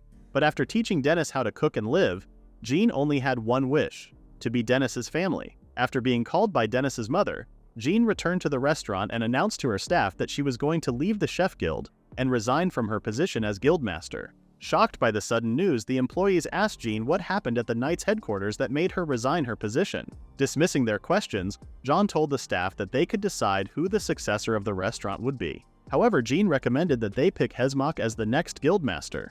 Surprised by Jean's chosen candidate, the staff shared her opinion that they would understand if Jean recommended Dennis as the next head. Jean was sure that everyone in the restaurant would eventually know the reason why she was recommending Hesmok. If everyone decided to vote for Hesmok, Jean asked that they support her as best they could. Knowing that Hesmok was still inexperienced, Jean left everything in the hands of her staff. Hesmok found it very ironic that she aimed to become the palace chef because of her admiration for her father. And now, she was about to meet the palace chef in such a dishonest way. Noticing Hesmok's facial expression, Atori informed her that she didn't have to force herself. Realizing that Atori noticed her behavior, Hesmok explained that she just had lots of things to think about the palace chef, which made her nervous. Erasing the feeling of indebtedness towards Dennis by saving him, Hesmok thought that she might be able to create food that is close to perfect once her mind is clear. Although Hesmok was nervous, she made it clear to Atori that her feeling of wanting to save Dennis was not fake, and it's something that she also wished. Surprised, Atori remembered Dennis's smile, which made her stretch out her fist. Surprised, Hesmok realized what Atori was trying to do. After bumping their fists, Atori asked Hesmok to move quickly. At the Security Night Corps headquarters, Minister Isabella asked if there had been any movements by Princess Esther. Minister Isabella was not expecting the princess to remain silent, as she thought Esther would act immediately. Minister Isabella then ordered Katnaj to torture Bashel. Minister Isabella guessed that Dennis was misunderstanding the situation, thinking that he would endure the torture long enough for the situation to be resolved. She ordered Katnaj to do anything to Bashel except kill her. Minister Isabella smiled menacingly, wishing for Katnaj to put Bashel into misery. Holding back his emotion, Katnaj asked his mother if it was really okay. After receiving confirmation, Katnaj left the room and headed to Bashel. Recognizing the trainees from the knights outside her window, Minister Isabella was confused by their actions. Admitting that their latest intruder was someone who could not be taken lightly, Minister Isabella still thought that the knights' headquarters was a palace that held the highest level of security. Calling Katie's attention, Minister Isabella ordered her to put Dennis in solitary confinement, just in case something happened. As Katie headed to the interrogation room, one of the minister's staff asked if the Silver Wing Troop's vice captain could really be trusted. Minister Isabella was not worried, as she knew that Katie was a smart girl. The minister was confident that Katie would never think of betraying them. Outside the Knights' headquarters, Henrietta was admiring how marvelous the place and the Knights were. The kingdom's government, commercial, and military affairs were in turmoil, as a series of conspiracies could no longer be avoided. Meanwhile, both Hesmok and Atori were in the process of infiltrating the kingdom's palace. The palace chef is the only person allowed to meet the king. Even if the reason for their actions was Dennis's safety, Hesmok still couldn't believe that she was going to have a face-to-face discussion with the palace chef. Finding their actions crazy, Hesmok remembered Epizondo's direction. The secret passage was the second door on the first floor. The room was supposed to be a storage room rumored to have a hidden passage leading to the private room of the palace chef. After locating the door that Epizondo mentioned, Hesmok recognized the type of lock used on the door and easily unlocked it. Checking the room out, Hesmok guessed that it hadn't been used for decades. Thinking that no one must have visited the place, Hesmok's attention was called by Atori, informing her that she had found 2 sets of footprints. All of a sudden, the bookshelf moved, alarming Atori and Hesmok.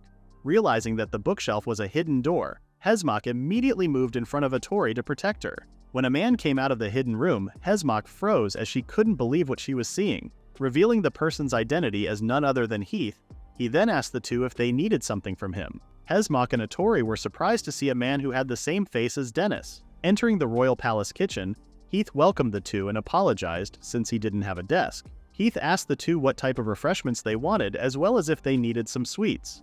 When Hesmok refused, Heath found it unacceptable, as it would portray poor manners for not serving the guests. As Heath asked Hesmok if she liked to add sugar or milk to her tea, confused by what she was feeling, Hesmok responded she was fine. Clenching his fist suddenly, Heath told Hesmok that black tea is the best. Nervous, Hesmok could feel something wrong about Heath. As Heath shared his opinion towards people who prefer to add sweeteners to their drinks, Hesmok nervously agreed, scared that she might offend Heath. Observing Heath from top to bottom, aside from the outfit and tone, Heath's face, voice, and atmosphere were similar to Dennis. Wondering if the person in front of her was Dennis's twin, Hesmok still couldn't wrap her head around it since Dennis never mentioned that he had a twin. When Heath's eyes met with Hesmok, he immediately apologized for scaring her. Forgetting to introduce himself, Heath then told the two his name. Hesmok was surprised when Heath called the two by their names. Curious as to how much Heath knew, Hesmok wondered if they should speak with Heath more truthfully. After informing him of the situation with Minister Isabella, Hesmok and Atori knew they were being disrespectful by visiting all of a sudden.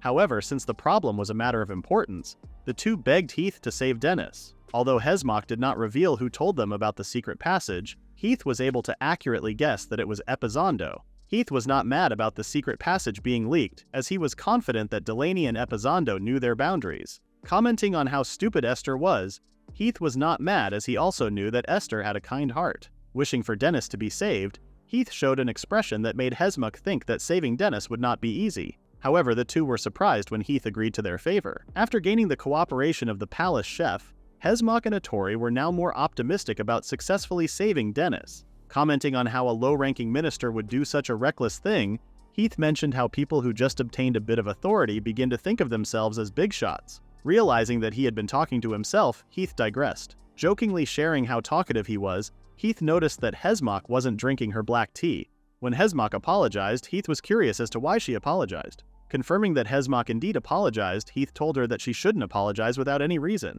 Heath expressed how he hates people who do that. Nervous, Hesmok remained silent and just ducked her head. As Hesmok wondered if she could really trust Heath, Atori suddenly spoke up, asking Heath if he wanted something from them in exchange for his help. Surprised, Heath forgot that Atori could speak. Heath had heard that Atori grew up mute because her mental aptitude was too high. Atori remembered how people used to be afraid of her. Apologizing for his words, Heath explained that he knew a bit about Atori because of her father, Famus Workstat. If someone asks who is the strongest magician, the answer would be none other than Famus Workstat. Heath shared how he found Famus's hypnosis magic really amazing.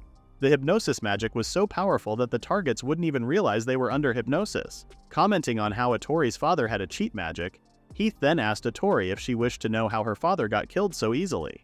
Surprised, Atori was silent for a moment before responding to Heath that she didn't want to know at the moment. Heath told Atori that she didn't need to worry. Praising their courage for risking their lives just to meet him, Heath mentioned that he would find it very boring if he just helped them. When Heath suggested that they play a game, Atori didn't hesitate and accepted the challenge. Although Atori had no idea of the type of game they would be playing, she was adamant as she would do anything to save Dennis. Amazed by Atori's words, Heath then told Hesmok that she would have to cook dinner for the king. Hesmok was caught by surprise, as she didn't expect that she would have the opportunity to cook for the king. Heath then informed them that if the king commented that the food was delicious, he would help them. Normally, Heath would have to cook dinner for the king as the palace chef.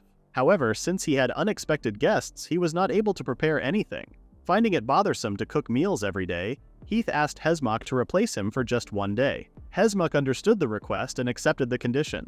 She felt nervous as she was now about to take on the role of palace chef for a day, the position she longed for. Heath then informed them of one more condition.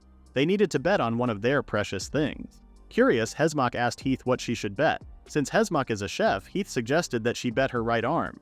When Heath asked Florencia if they had a guillotine, Florencia responded that she would bring it out. Seeing Hesmok's confused look, Heath clarified that he would cut off Hesmok's arm if she lost. Despite his appearance, Heath reminded them that he was still a very important person, and that the two ladies at least needed to bet that much to get his help.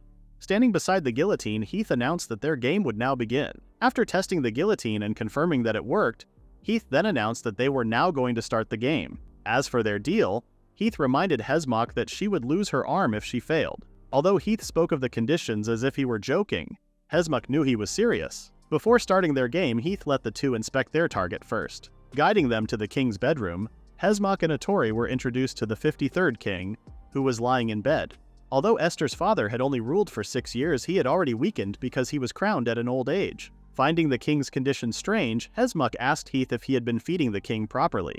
Heath responded that he had been giving the king a luxurious full course of the highest quality, but the moment the king tried to eat the food, he would throw it all up like a bucket with a hole. Even though the king had such a condition, Heath shared that the king still had an appetite. Heath was caught off guard when Hesmok asked him if the food he was cooking was made wholeheartedly. Heath told Hesmok that there was no way he would put his heart into his cooking. After hearing from others how putting their heart into cooking was important, Heath found it useless as the food's taste would be the same either way. Although Heath liked stupid things, he expressed that he hated pointless things. In Heath's point of view, he just had to make the food quickly and feed the king quickly. The king sat on the throne that he had long awaited, but his heart became corrupted and overwhelmed with doubt. The king didn't trust anyone to cook his meal aside from Heath and only allowed him to visit. After listening to Heath's words, Hesmok thought it would be bad for her if the king knew she cooked the food. Heath reassured her that it was not a problem, as he would simply say to the king that he was the one who made the food.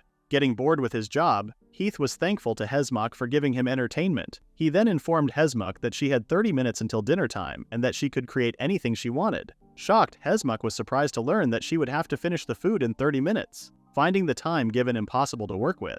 Hesmok wondered if Heath had been cooking a full-course meal every day for the king. Knowing that the king had already eaten the meals cooked by the palace every day, Hesmok wondered what type of food she needed to make in order for the king to say it was delicious. Thinking that her cooking was still far from perfection, Hesmok was able to calm down when Atori suddenly grabbed her, wishing to help with cooking. Realizing that she needed to get a grip, Hezmuk asked Atori to wash the vegetables as she planned to go with her specialty. Planning to fight with her own specialty, Hezmuk was sure that Dennis would also cook his very own specialty. With her techniques, Hezmuk was confident that even the king would compliment her food. Although Atori was bombarded with orders from Hezmuk, she still followed all of them. Finding her rhythm, Hezmuk wondered if the palace chef could create a perfect dish, the most delicious and perfect dish that everyone yearns to achieve. Thinking that Heath had enough power to make the perfect dish possible, Hezmuk realized something. Although the king had the most delicious dishes, he still didn't look happy, but rather looked pitiful. When Hezmuk ordered Atori to serve the food on a plate, Atori was surprised as she had no idea how. Left to do an important job, Atori did not complain and just accepted the order.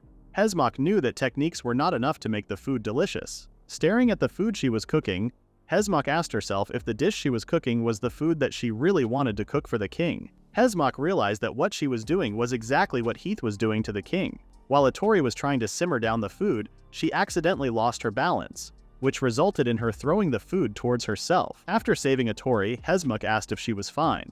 Although she was able to save Atori, it came at the cost of the food being thrown. Atori cried, apologizing to Hezmuk for her mistake. Hezmuk tried to calm Atori down, praising her hard work.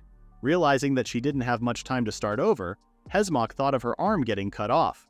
Losing her confidence, Hezmuk believed there was nothing left for her to do, and that her life as a chef was over. Sitting in the kitchen, giving up on herself, Hezmuk noticed that Atori was doing something. Atori told Hezmuk she would make porridge, but Hezmuk told her it was okay since they had already lost. Atori was adamant about making the porridge because everyone praised her food, telling her how delicious it was. Shocked by Atori's words, Hezmuk remembered Atori making her first porridge. Finally standing up, Hezmuk approached Atori and told her she was making the porridge wrong. Grabbing the ladle from Atori, Hezmuk told her to watch while she made the porridge. The first step in making porridge was to make the texture smooth and remove the stickiness so it would be easy to eat.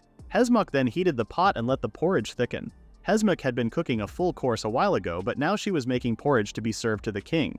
There were many delicious foods she could make, but for Hezmuk the most delicious food was the food she had with her father. Thoughts about the palace chef, perfection, techniques, winning and losing. Hezmuk realized those weren't important from the beginning. While cooking the porridge, Hezmuk kept repeating for the food to be delicious. She wondered how she had forgotten the most important thing to her, which had always existed within her. Hezmuk finally realized that she really wanted to cook with all her heart and have people think that her cooking was delicious from the bottom of their hearts. While cooking the porridge, Hezmuk unlocked her unique skill called sincerity. Bringing the food to the king, Hezmuk only wished for her feelings to be conveyed. When the king saw Hezmuk, he asked for her identity. After introducing herself and informing the king that she was just under Heath's instructions, Heath reassured the king and told him that he had already tested the food for poison. Cooking the food with all her heart, Hezmuk then handed the porridge to the king. Closing her eyes, Hezmuk was surprised when she heard the king praising her food, finding it delicious. Tearing up, Hezmuk thanked the king. After losing the bet, Heath called for Florencia. After Heath learned that the princess had also entered the fray, he heard that the situation was quite favorable for them. Although Heath's father had been preparing for so long, Heath couldn't help it since it was the deal he made with Hezmuk. No longer wanting to argue with Heath, Florencia decided to follow his orders. Heath then commented on how things were now more interesting. Several days after Vigor was captured and Katie became the captain of the Silverwing troops, Katie was surprised to find out that only 3 were left in the Silverwing Troop Guild. Katie later learned that most of their strong members had left to join other powerhouse groups. Puzzled, Katie asked the 3 how they managed to join the Silverwing troop. The swordsman and priest shared how they were nobles and wanted to create connections. However, after their parents learned of their plans, they were thrown out. The pig-tailed priest then shared how she got to the Silverwing troop because of her face. Katie felt troubled, as they were left with very little budget after Vigor's actions were exposed. Sharing the worry that they might be thrown out if they couldn't pay the rent, the pig-tailed priest asked if the Silverwing troop was really in a bad state. Showing their support for Katie and the guild, the 3 offered to do their best and earn money for the guild. The pig-tailed priest suggested that they take a quest. However, her plan was deemed impossible since the others bought their levels with money and had no experience in hunting. Katie then became concerned as the 3 began discussing selling their organs to help out. The 3 then expressed their wish to stay in the Silverwing troop as they admired it and finally joined after much struggle. Moved by her members' words, Katie was left with no other option and informed the 3 that she would do something about their current situation. As the 3 girls hugged Katie for still letting them be a part of the guild, Katie was sure that the girls would end up on the streets if she didn't do something. Katie then blamed Vigor's actions for accepting people for a while without thinking of the consequences. She also admitted that part of the matter was her fault as she did not voice her concern. As the new captain of the Silver Wing Troop, Katie now bears the full responsibility to protect her members. A few months had passed by, and Katie met up with Minister Isabella at the Ujido Magic Academy. After being offered work by Minister Isabella, Katie noticed that something was fishy and realized that the job was not a simple escort job. Minister Isabella then asked Katie if she knew the captain of the Knights, Jovan Whites. Katie responded that she did know the captain of the Knights. Captain Jovan was considered to be the chief of the 3 affiliated units of the Royal Knights, and the first person in the kingdom's history to be selected for a promotion despite being a commoner. Minister Isabella revealed that she was working under Jovan Whites' orders and shared that the captain of the Knights is trying to change the country from its roots. Jumping into the world of adventurers where strength matters is the only way for commoners to become famous. However, even if an adventurer were to become the best adventurer's party, they would still just become a pawn for the nobles. Minister Isabella shared her difficulty in gaining a position of power in the current kingdom, as it is dominated by the royal family and old nobles. Minister Isabella then started to use her cunning words and tried to persuade Katie to be a part of their faction, pointing out that they both faced discrimination from the kingdom. Listening to Minister Isabella, Katie asked her if she was planning to start a coup. Minister Isabella shared that she is not the only one who wishes to join Jovan Whites, as there are merchants, big guilds, and even low-ranking officials of the central government that wish to join under the banner of Jovan Whites. Katie was reassured by Minister Isabella that if she joins their faction, Captain Jovan would be very pleased. Filled with pressure, Katie resorted to acting dumb, and shared that what she heard was too sudden for someone like her who just became the new captain. Before leaving, Katie told Minister Isabella to call her again if she needed help. Before Katie could open the door, Minister Isabella promised her that she will support Katie with enough money right away if she joins their faction. After pointing out the financial problem that the Silver Wing Troop was currently facing, Katie asked Minister Isabella what would happen if she refused the offer. Minister Isabella informed Katie that she may have spoken too much, which Katie understood to mean that she does not have the option to decline as she may face death, along with her members. Katie agreed to help Minister Isabella but made it clear that she would not be joining their faction. Although unsuccessful in gaining Katie as a member of their faction, Minister Isabella still accepted the deal as she now gained a new pawn. In the present time, Katie was walking along with other knights, thinking that she may make an enemy out of the central government and the knights, and possibly erase the Silver-Winged Troop. Another part of Katie's concern was Denise getting involved with Minister Isabella. Katie was trying to look for an opportunity to save Denise. However, her plan ultimately failed as Chef Jean suddenly appeared. Calming herself down, Katie admitted to herself that she is not as strong as Vigor, nor as upright as Denise. However, Katie has been handling all kinds of situations skillfully, and solving her problems by adapting to them, which led to her climbing up to the top of the guild. Katie wishes to apologize to Denise as she can no longer stretch her hand to him. Remembering how she once offered Denise to come back to the guild and was refused, Katie hoped that Denise did not think badly of her. Meanwhile, Denise was still tied inside the jail. At the Knights' headquarters cafeteria, Henrietta and her colleagues couldn't help but drool over the delicious food they saw.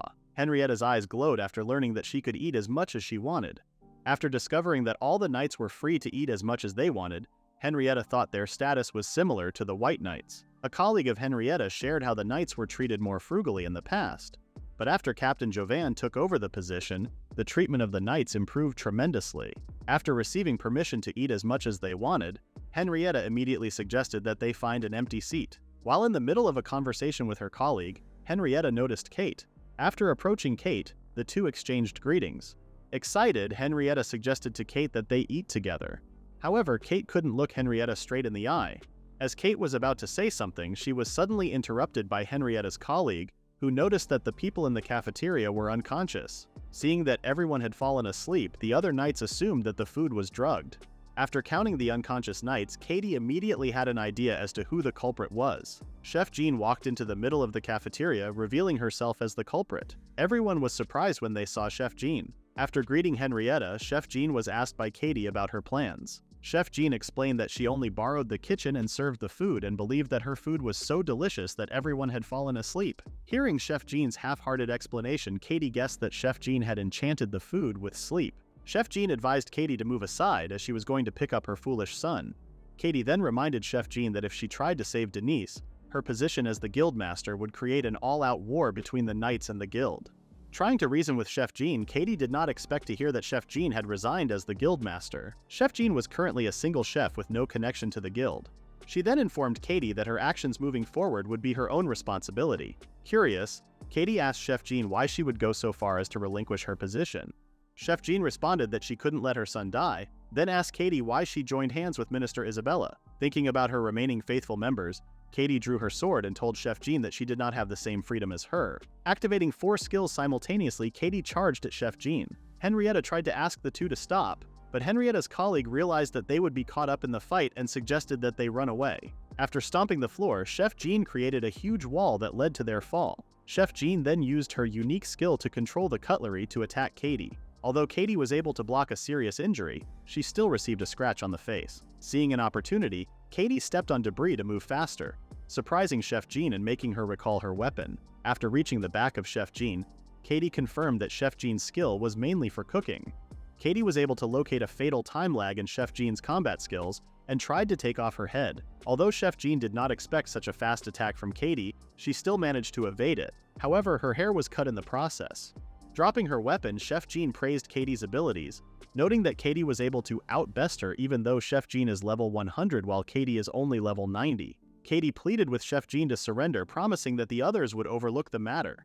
In pursuing the path of cooking, one will hit a wall that can't be overcome with just techniques. Even with all her skills, Chef Jean realized that she couldn't get past delicious.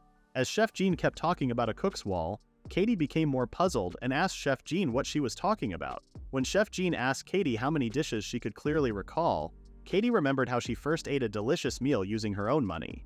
Chef Jean then mentioned that cooking something only delicious would not give a person such precious experiences in casual moments. Chef Jean revealed that what is lacking lies inside the heart. It is a skill that everyone is supposed to have, which is activated when thinking about someone. Chef Jean then admitted that even she, a renowned person, could not activate the skill so easily. The skill is unique as it does not have a name or a form, but it is known by everyone. The skill is called sincerity. Listening to Chef Jean, Katie felt somewhat emotional. After being told by Chef Jean that she would not let her son be taken away from her, Katie was surprised when a huge pot suddenly appeared behind her. As a chef and a mother, Chef Jean does not allow the option to abandon her own son to exist. While distracted by Chef Jean's words, Katie did not expect to be subdued and held down. Chef Jean then told Katie that she was correct, as she indeed was just buying some time. For staying too long in Chef Jean's domain, Katie did not realize that she had already fallen into Chef Jean's trap. As Chef Jean was about to head to Denise's location, Katie warned Chef Jean that the kingdom's knight captain was involved in the matter, and that Chef Jean would not get out unscathed if she did anything reckless. Chef Jean revealed that she had already known that the knight's captain was involved. 6 years ago, the position of palace chef that Chef Jean was supposed to assume was taken away by Captain Jovan, who instead forcibly placed someone he could control. Since the current king is on the verge of death, Captain Jovan became afraid of losing his authority and asked Minister Isabella to pull Princess Esther, the next ruler candidate, onto their side. Captain Jovan also interfered with the next palace chef's candidate, but all his plans failed because Denise decided to meddle. To redeem her mistakes, Minister Isabella forcefully captured Denise, who had become Princess Esther's favorite. Minister Isabella's plan is to eliminate both Denise and Chef Jean, who are possible candidates for the next palace chef. Minister Isabella then thought of using the Silver Wing Troop, which was Denise's former workplace. Katie was puzzled as to why Chef Jean would continue if she already knew so much. Chef Jean appreciated Katie's warning. Annoyed, Katie asked Chef Jean how she had so much freedom. Shouting at the top of her lungs, Katie asked Chef Jean how she could suddenly abandon the people she needed to protect and her responsibilities. Chef Jean then told Katie that the mindset of a person who feels they need to bear everything on their own is the conceit of the strong. Before leaving, Chef Jean told Katie that if she is lost, she can listen to herself. Losing consciousness, Denise was surprised upon seeing his mother appearing in front of him. Seeing Denise still tied down, Chef Jean teased him for not being able to clean up his own mess. After releasing Denise, Chef Jean noticed that Denise could have broken the restraints himself. Denise told Chef Jean that Minister Isabella still has Bachel, which was the reason why he couldn't break the restraints. When Chef Jean told Denise that they have to save Bachel immediately, Denise became worried about Chef Jean's status, fearing she might cause an all-out war. Chef Jean reassured Denise that there was no need to worry since she had already quit and is no longer related to the Chef Guild. Surprised, Denise apologized for forcing Chef Jean to resign. Seeing Dennis depressed, Chef Jean told Dennis that he is no longer a child and that all he needed to say was just "thank you." The knights then appeared in front of the two, ordering them to surrender peacefully. Informing Denny that they would be charging through, Chef Jean was not worried about Denise's well-being, knowing that he still has a young body. Chef Jean was surprised when Dennis called her mom and thanked her for saving him. The two then prepared themselves for a brawl. After learning of the situation, Minister Isabella became enraged and slapped Katie, demanding an explanation. Katie explained how she couldn't predict Chef Jean's unique skill and was caught off guard. Furious, Minister Isabella asked Katie what would be left of her if combat were taken away from an adventurer like her. Katie could only apologize for her blunder. A knight then entered the room and reported to Minister Isabella that 30 of their people had already been incapacitated and that the tactical unit was currently dealing with Denise and Chef Jean. Angered since Chef Jean had always interfered with her life, Minister Isabella planned to end Chef Jean's life for sure. She then ordered the knight to send half of the soldiers to deal with Denise and Chef Jean while keeping the rest with her. Concerned, the knight asked what they should do about Katnaj as he had gone inside the dungeon. Surprised that her son had not yet returned, Minister Isabella ordered Katie to retrieve her son, as it would be troublesome for her if Katnaj ended up becoming a hostage. After Katie left to pick up Katnaj, Minister Isabella was asked by her butler if things were really going to be okay. The minister did not consider the matter a big problem, as they still had Captain Jovan with them. Captain Jovan could mobilize 3 battalions of the Royal Knight Order, which was enough to wage war. On top of that, Captain Jovan also had the council completely under control. No matter how much Denise and the others rampaged or tried to recruit Princess Esther, Minister Isabella believed it would all be in vain. She reminded her butler that they just had to focus on conquering the kingdom, a goal that aligned with their leader. Meanwhile, Katnaj visited Bashel, who was currently chained down. Mocking Bashel, Katnaj dropped a couple of devices and told Bashel that he had received permission from his mother to do anything to her. Calling Bashel a fool, Katnaj wanted to make sure that Bashel would be punished for defying the son of Minister Isabella. As Katnaj was about to strike Bashel in the face, he was suddenly stopped by Katie. Shocked, Katnaj asked Katie what she was doing. Katie informed Katnaj that they currently had an emergency and that he needed to return with her. However, Katnaj had no plans to return until he finished messing with Bashel. Before Katie could speak, Katnaj told her that she had no authority to order him around and was just someone who used her body to attract the nobles. Unable to speak, Katie was mocked by Katnaj, who asked her if she also wanted his attention. Finally listening to her heart, Katie punched Katnaj, knocking him down. Katie told Katnaj that her heart had told her to punch him without thinking. Katnaj was about to say something to further infuriate Katie, but it was already too late as Katie reached her limit and stomped Katnaj in rage. Katie then clarified that her bikini armor was specialized in both combat and marketing, and was a much-respected tactic. After releasing her anger, Katie asked Bashel if she also wanted to beat up Katnaj. However, Bashel, now afraid, refused the offer.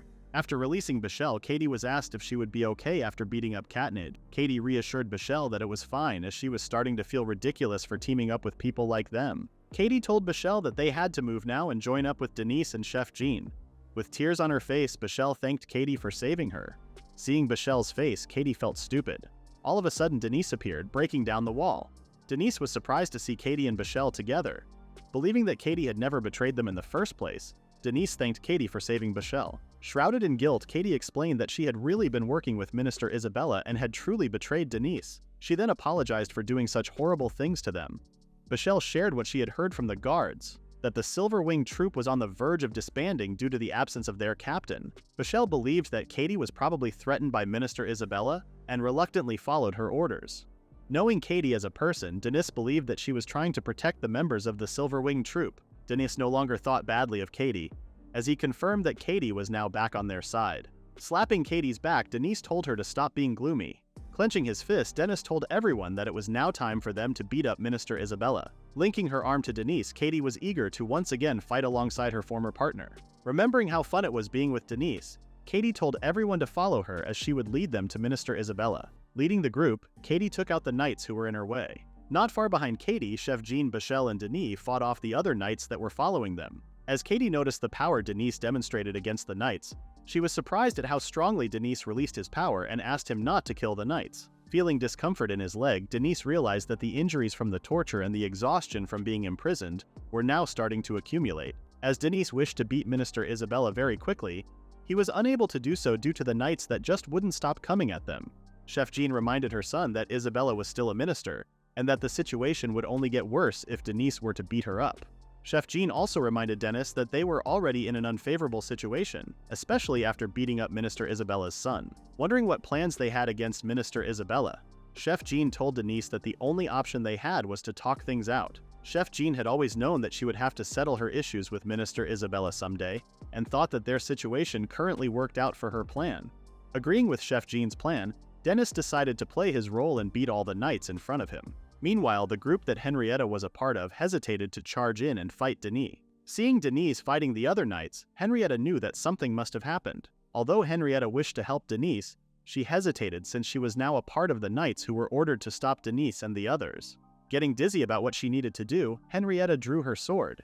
With exhaustion already catching up to Denis, he momentarily lost consciousness and ended up getting hit behind the head. After rolling out of the way, Denise then saw that the person who hit him was none other than Minister Isabella's butler. As Denise did not expect the butler to know how to fight, Denise was then informed by the butler that he was once a former adventurer. Feeling the pressure from Minister Isabella's butler added more stress to Denise's body, causing him to fall to his knees. As the butler was about to land a hit on Denise, his attack was unfortunately foiled by Henrietta, who swung her sword and hit the butler right in the face.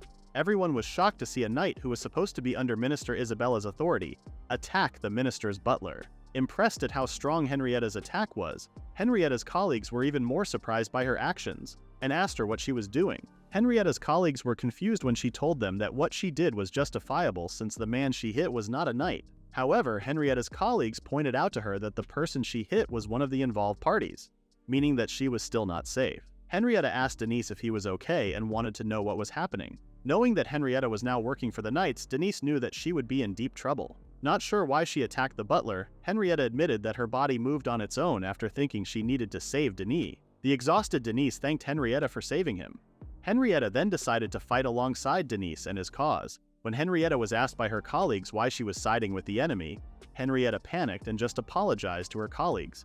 Still fighting off the knights, Chef Jean suggested that they change their routes. Confused, Katie asked Chef Jean what she meant, as they were being sandwiched from both sides. After creating a hole in the floor, Chef Jean asked Bachel's help to soften the impact of the fall. When the group finally got away from the swarm of knights that were after them, Denise then suggested that they find another entrance and go directly to Minister Isabella. Katie told Dennis that it was no longer necessary, as Minister Isabella had come to pick them up. Eyes filled with anger, Minister Isabella informed Denise and the others that they could no longer escape from her.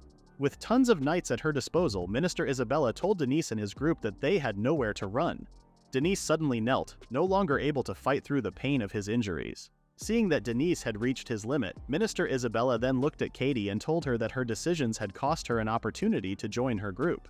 After telling Katie that she had no purpose for useless people, Minister Isabella then announced that she would be taking command as acting captain of the knights due to an urgent response. With all the knights under her control, Minister Isabella ordered all of the kingdom's knights and police units to prepare for suppression.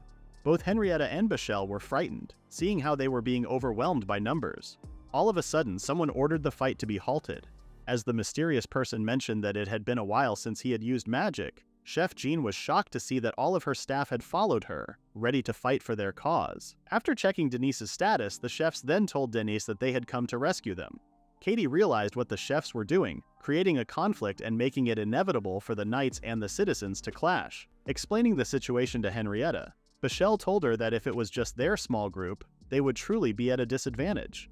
However, if ordinary citizens started getting involved without committing any crimes, then Minister Isabella wouldn't be able to order the knights to suppress the civilians. Katie was certain that Minister Isabella would not continue with her order, as the true commander of the knights would certainly not like that civilians were being harmed. Denise realized that he had gotten way over his head, believing that he was strong enough to handle any problem. However, after witnessing his former workmates trying to save him, he had totally forgotten that he still had his friends to help him if he needed it. Acknowledging his mistake, Denise thanked everyone for their help.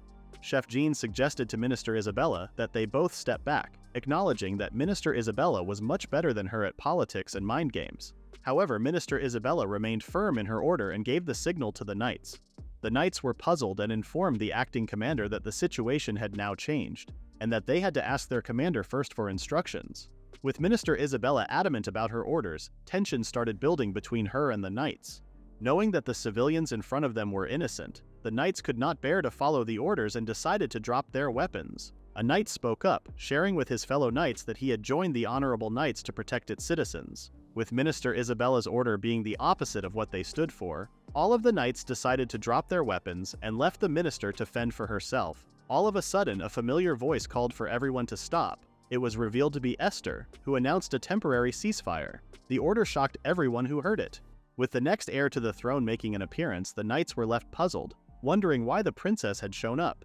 Minister Isabella tries to mend the situation, telling the princess that she has everything under control and that there's no need for the princess to bother herself with the problem. The minister was surprised when Esther told her to mind her words. Esther made it clear that as the eldest daughter of the current king, she is prepared to work for the citizens, and that there's no task that is unworthy of her hands. Seeing the expressions of Esther's attendants, Chef Jean believes that the princess had decided to show up against her attendants' objections. With the princess making an appearance, the knights thought that it was a good opportunity for them to call Knight Commander Jovan. Minister Isabella praises the princess for her dedication and apologizes for overstepping her bounds. The minister then reminded the princess that the problem remains under the jurisdiction of the Knight Order, and that with the princess interfering with their duties, it would cause serious issues. Minister Isabella then asked the princess if she is undermining the current king's rule and the Knight Order's authority, even though she has not yet succeeded him. With the current king lying on his sickbed, Minister Isabella asks the princess if she had already decided to take over while the king was still alive. Princess Esther surprised everyone when she responded that she did not know. Esther admitted how she does not understand a whole lot of what is going on, but she is certain of one thing, and that is the kingdom being ensnared in a web of intricate and convoluted power dynamics. Every day is a struggle where neither desires nor intentions can freely take form. Esther let out her frustrations, expressing how exhausted she is, how nonsensical it all is, and how she was certain that everyone felt the same as she did. Princess Esther had had enough and said her piece to everyone, expressing how she believes that everyone is just running away from the world's unnecessary rules, turning their backs on their own hearts. The princess told those who have conflicting hearts to be kind to themselves first, as she is certain that it would lead a path for everyone to act kindly toward others as well. After the monologue, Princess Esther stopped the tension that she had built up, as she asked everyone what she should do. Although Princess Esther's long speech resulted in an awkward pause, it was still enough to alleviate the tension. Bechel believes that people like the princess are the ones who would probably lead the others forward. Finding the matter to be a dire situation, Princess Esther reminded everyone that she will use her authority to call upon a temporary ceasefire. Before Minister Isabella could respond, the princess interrupted her, pointing out to the minister how the situation is a bit too much for a substitute commander like her. Princess Esther advised the knights to defer the decision to Knight Commander Jovan, but before the knights could do so, Princess Esther announced that she will take full responsibility for the matter. When the knight asked the princess if she was certain, Princess Esther responded that she had no plans of belittling the knights, nor did she wish to twist their noble duties to suit her whims, and expressed how she simply wanted to lend her aid, with her bright smile and a promise to everyone that she only wished for the best possible outcome. The princess was able to sway the hearts of the knights who agreed with her plan. The knights immediately ordered a messenger to contact their knight commander. With the tides turning, Henrietta asks the others if the situation meant that they are now saved. Denis still had no clue what was happening, but he was certain that they would be fine as long as they trusted Esther and waited. With the situation not turning in the minister's favor, the minister remained calm as she realized that with the princess's sudden appearance and announcement, it gave her a more convenient opportunity. The son of the minister, Katnage, arrived, all beaten up, and asked his mother if they couldn't do something about their enemies. Minister Isabella reassured her son that everything would be handled, as it was revealed that she had spoken to her leader, revealing that the current palace chef is their leader's son-in-law and the source of their authority. Since the position of palace chef doesn't allow someone to hold it for consecutive terms, the knight commander wished for Minister Isabella to hold the title of palace chef. After the king's death, the one who takes the highest position of power is the palace chef. The knight commander strictly ordered the minister that under no circumstances would Chef Jean become the palace chef or anyone related to her. With the promise of soon becoming the palace chef, Minister Isabella vowed to Captain Jovan that she would exceed his expectations. Before their plan could proceed, Captain Jovan reminded the minister that she first needed to win the princess over and have the princess choose her as the next palace chef. Minister Isabella was certain that she had failed in winning the princess over and had no doubts that a purge was waiting for her. However, if someone reached a specific person's ears and deemed their enemies as traitors, then the minister would no longer have to deal with a problem. Minister Isabella could not wait to dethrone the princess and replace her with a more convenient ruler. Part of their retribution was disbanding the Chef Guild, making it a warning, and using that warning to take control of other influential guilds. Katnage cheered, feeling reassured after hearing his mother's plan. A messenger returned, announcing that he had brought a message from Captain Jovan. With anticipation piling up, Minister Isabella asked the messenger for the message. The minister looked a bit puzzled as she did not see any reinforcements. Upon hearing the message, the minister was in shock as it was relayed that Minister Isabella's actions were not in accordance with the captain's wishes. In the message, both Denis and Bachel were ordered to be released immediately for severely abusing her authority, falsely claiming control under the captain's command, and twisting the mission and beliefs of the Royal Knights. Captain Jovan asked for assistance from the Chef Guild as well as the princess to arrest the accused, Minister Isabella. The minister could not see that all blame was now directed toward her. With both mother and son trapped, Minister Isabella advised her son to brace himself. Not wanting to be taken away, both Minister Isabella and Katnage fought back and released spells to escape. Running away from the knights, Minister Isabella thought that there was just a mistake and that everything was merely a part of their leader's plan. Before the minister could escape, her anger toward Chef Jean did not allow her to leave empty-handed, as she suddenly launched an attack on Chef Jean. Before the minister could land an attack, Chef Jean was already protected by Denis and his friends, countering the minister's assault. With the combined forces of Denis, Katie, and Bachel, they were able to subdue the minister. Seeing the minister sinking into the ground, Denis wondered if he had misjudged the force. With the matter all settled, everyone gathered around surrounding the injured Denis. Meanwhile, Heath congratulated Hesmock on her grand victory. Heath explained how the king cried over a bowl of Hesmock's porridge. As Heath advised Hesmock that they could now leave, Hesmock asked about her request. Heath reassured Hesmock that it had already been handled. After congratulating Hesmock and finding relief that she did not lose her hand in the bet, Heath sensed that Hesmock still had a question and asked what it was. When Hesmock asked about Heath's true identity, Heath responded by telling his full name, Heath Whites, and promised that he would be the one who would make everyone full. That is the end of recap at Chapter 51. Please read the pinned comment about the next part.